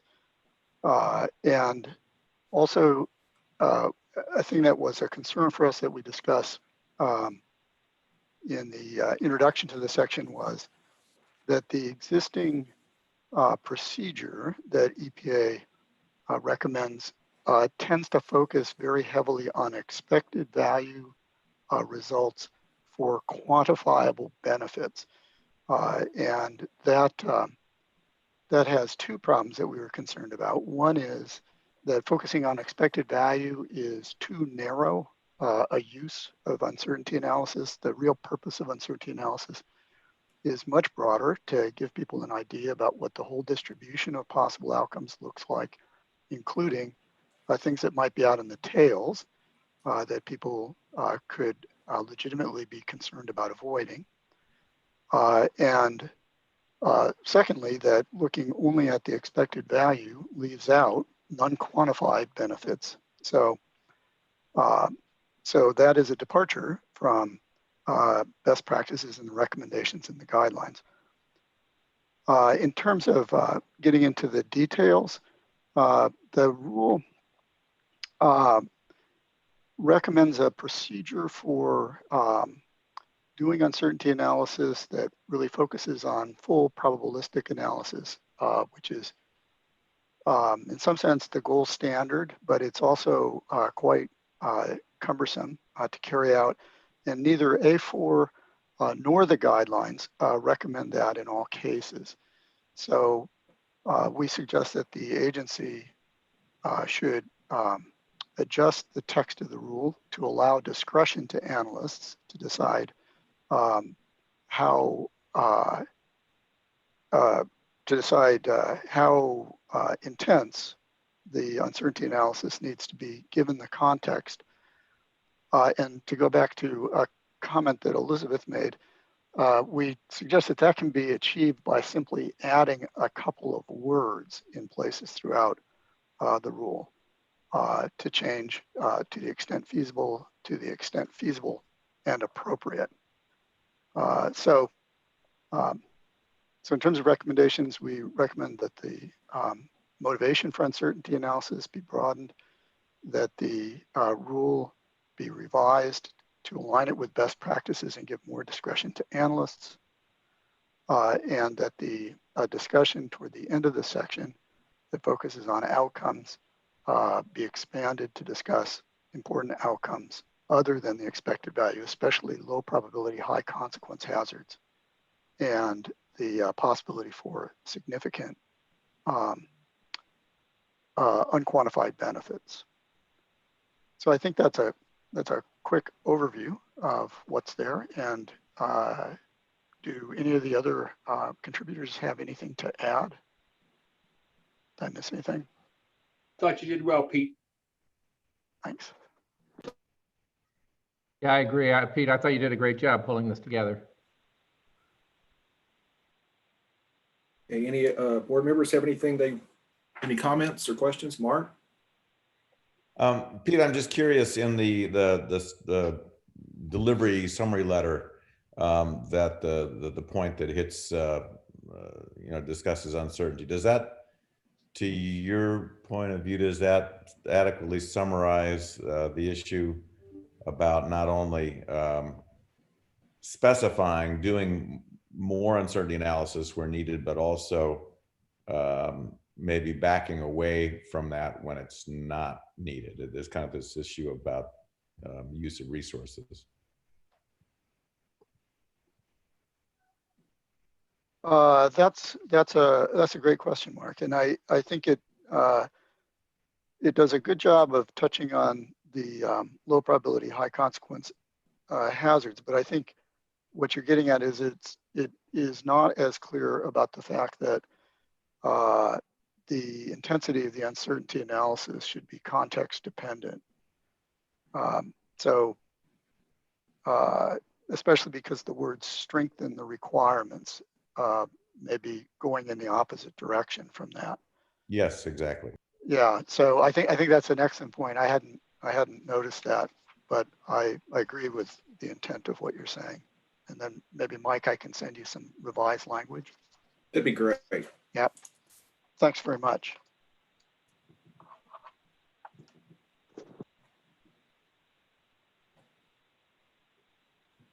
Anyone else? Stan? Yes, there's the uncertainty in the study itself. So the researcher will give bounds on the estimate that they've given.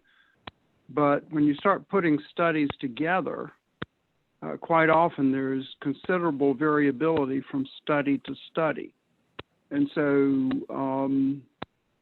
in the uncertainty analysis, yes, you should be concerned with the uncertainty inside a study, but you should also be concerned about the variability from study to study. And if that's excessive, which it often is, then you have a whole nother kettle of fish that you've got to deal with. So there's within and between study variability.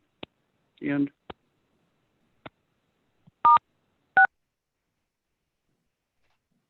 Stan, this is Richard. I think we addressed what you're talking about. So like on page 14, line 35, in some cases, the rule could lead EPA to devoting resources to uncertainty analysis that we better spent on refining the underlying science, by which, you know, if your uncertainty analysis is not going to uncover if you've included a lot of poor science or you've overweighted poor science, uncertainty analysis isn't going to uncover that. And it could be more important to upfront be more careful with the science that you evaluate. If that doesn't exactly say that, I think that was the intention.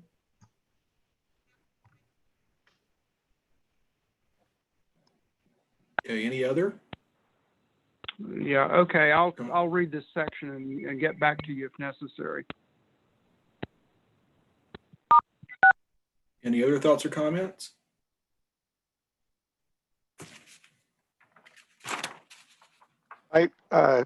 Just one, Mike. I think I meant to mention, but I think I dropped the ball on, was that a thing that we put in this section that I might be a candidate for an overarching comment, if we're going to add some of those, is that benefit cost analysis is a tool for helping policymakers understand the consequence of their decisions.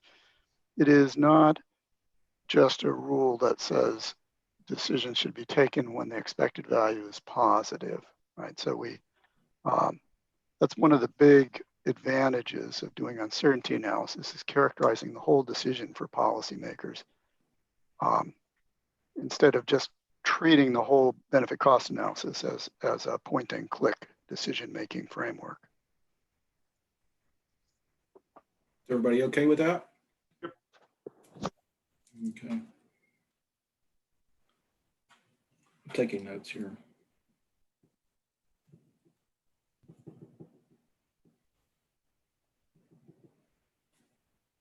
Any other thoughts?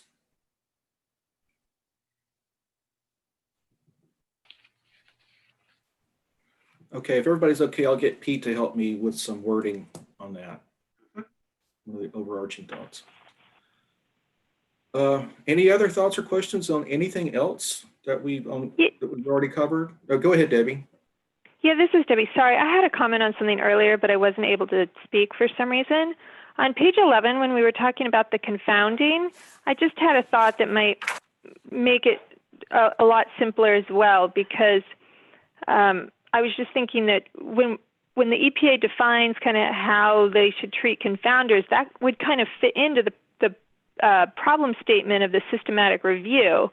And so I was just thinking, since we're kind of recommending that they do systematic reviews anyway, you know, we can, when they're kind of discussing things that require a lot of detail to figure out in this rule, that we could point them to the fact that, you know, for a specific case, treatment of confounders could be defined as in the protocol statement for the systematic review. And I was just thinking that that might be a good way to handle the confounders.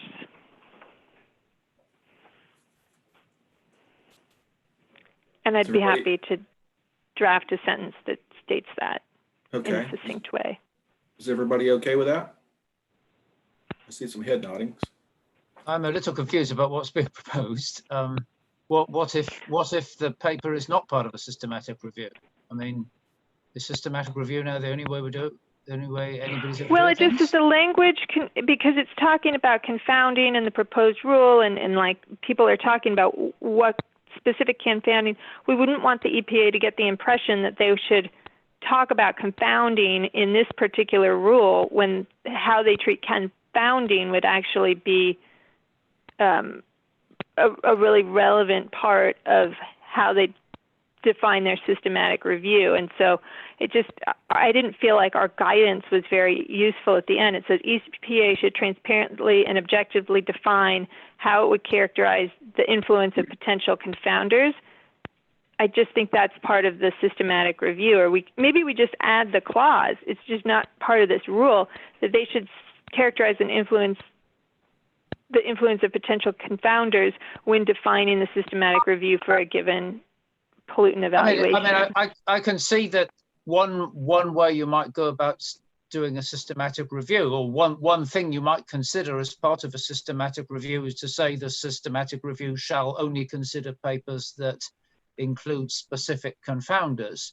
But doesn't that simply transfer the burden of responsibility somewhere else? You still have to come up with a criterion for deciding which are the important confounders. And just saying it's one group of people deciding it rather than another, I don't think that answers the question. Because I don't think it should be defined as part of this rule, because for different chemicals, you might want it in different scenarios, it might be done in a different way. And so I feel like it doesn't necessarily make sense for the EPA to describe their rules and decisions for confounders as part of the overall cost benefit rule, but that level of specificity and detail would go into the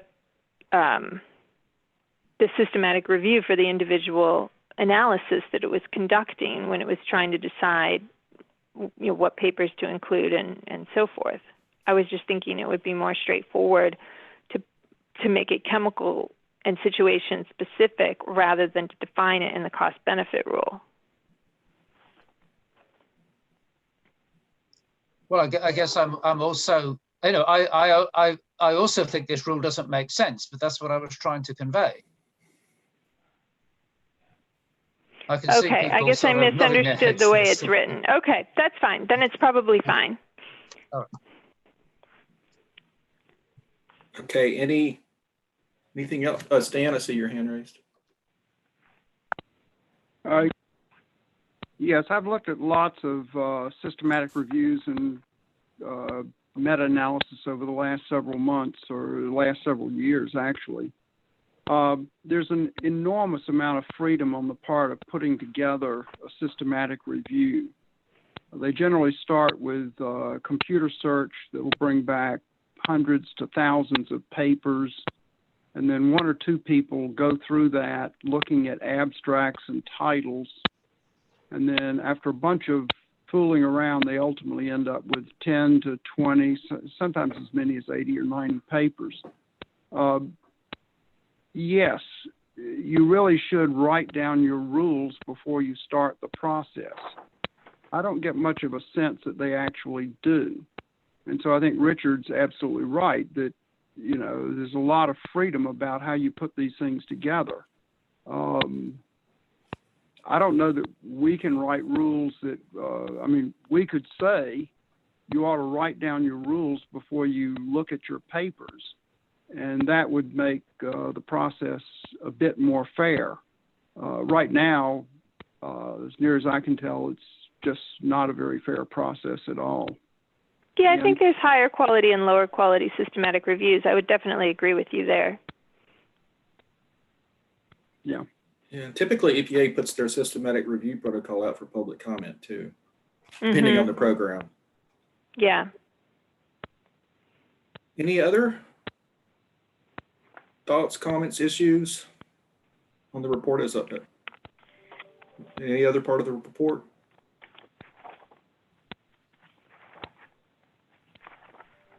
Okay, so I think we're to the point now where we need to vote on this, on approval of this report with the changes that we've discussed. So all in favor of sending this report on with the revisions that we've talked about, say aye. Aye. Aye. Aye. Aye. Okay, Aye. any opposed? Okay.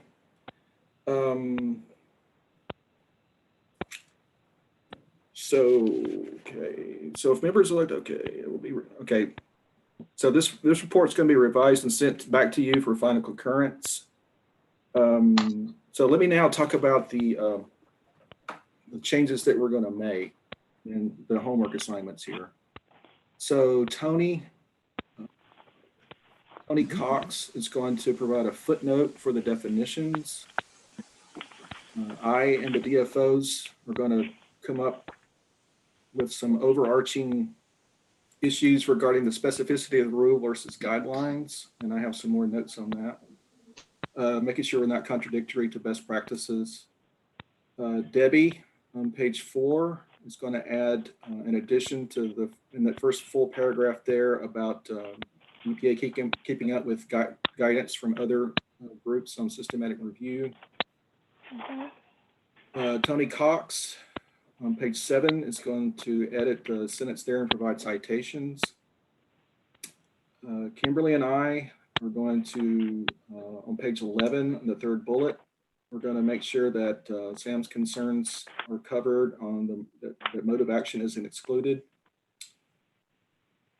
Kimberly on page 10, line 6 is going to add mechanistic data and a reference for other factors. Pete Wilcoxon is going to revise the bullet in the administrator's letter regarding the characterizing the uncertainty. And Pete is going to work with me and the DFOs on making sure that we get across that BCA is a tool and to be used for policymakers and not necessarily just a yes/no mechanism. So did I cover all the additions that we all agreed on to the best of everyone's recollection in my notes? This is Barbara. I was going to do some modifications to section 2.2.4.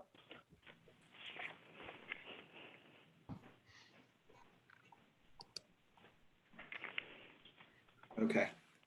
And then I had 2 additional edits that were noted on my section on page 11, line 12 through 16. And then I'll send them, but I got 2 that were on part of our discussion that were edits to, modify or cross out some links. Gotcha. Okay. And we've also talked about some just minor edits that I have captured.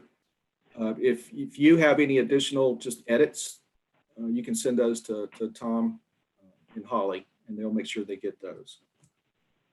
Okay, Mike, it's Otto Doering.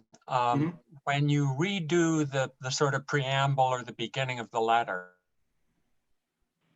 I think it's fair to say the SAB feels that if this rule were to go through as it stands now, we feel it would be in some aspects detrimental to good science. And therefore, we feel that our specific recommendations are very, very important, even to the point where a supplemental notice or something like that might be necessary. Ooh, that's a big ad. Yeah, I'm not sure I agree with the last part about, I don't really know for sure that a supplemental notice is necessary. And I'm not even sure that's a science issue.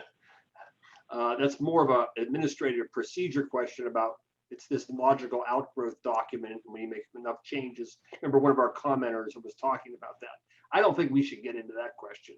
And I think that we probably should be more constructively positive and say that if it goes into effect right now, it's going to be problematic. But if you make the corrections we're talking about, it's going to be much more defensible and constructive or something like that.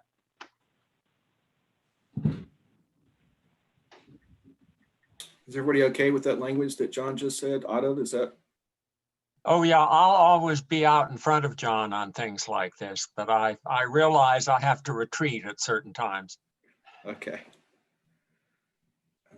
I think it's just a tone difference. I'm not sure the substance is that different.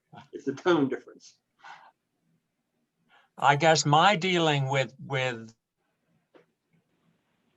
the vote in Washington is that they have to be hit over the head with a 2x4. Well, I don't know. I'm taking notes here. Put in the 2x4. All right. I suggest you do it across the kneecaps. Yeah. Hey, John, could you say what you just said again, please? If it's implemented as it's currently written, it could be problematic. But if you make the technical suggestions that we have proposed, it will be more defensible and constructive, or more likely to be constructive.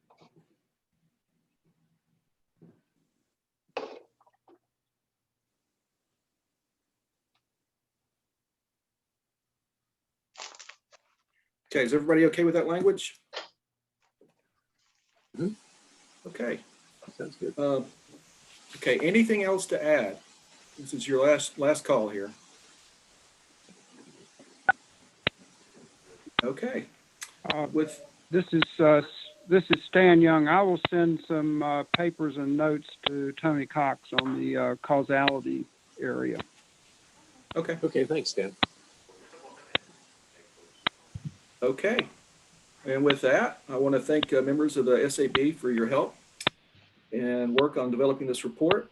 We have a very short deadline to complete this report. We want to complete it by the end of September. If you have follow-up assignments and wish to provide minor editorial comments, please send your revisions to Tom Armitage and Holly Stallworth by Monday the 21st. Let me say that again, by Monday the 21st. We will send you the Are you going to send the revisions that we made today so that we can read those? Yes. Yeah, we will send you. Great, thank you. We're going to send you the final report for concurrence and then ask that you respond promptly. And Mike, those will be marked up changes? Yes.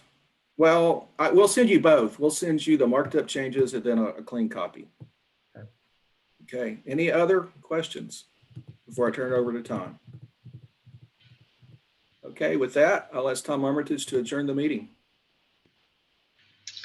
Okay, great. Well, thank you all very much again for participating today, and we will proceed to get this out. And if there are no other questions, I will adjourn the meeting. Thank you all again. Thank you, everybody. Thank you. Thanks. Bye, everybody. Thank you.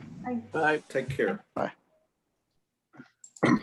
Mike, Honeycutt, great job these couple of years. Been good working with you. And you too. Thank you so much. You guys have been great. Great job, Mike. Hey, Mike, this is Bob. You do really credit to what it means to be a Texan. You know, you're steady, you're clear, you got the broad shoulders, you wrap things up, and I'm just so pleased. I can't recall working with a better chairman of a committee. So thanks much. Well, thank you. That means a lot. I appreciate that, Bob. You guys have been great. I echo that, Mike. You've done a great job. Really appreciated your leadership. Well, it's just you guys. You guys have been just a pleasure to work with. So you made my job a whole lot easier. I'd like to echo that as well, Mike. It's been very great working for you for the last 3 years. Thank you, Richard. Okay, you guys take care. You too. Yes.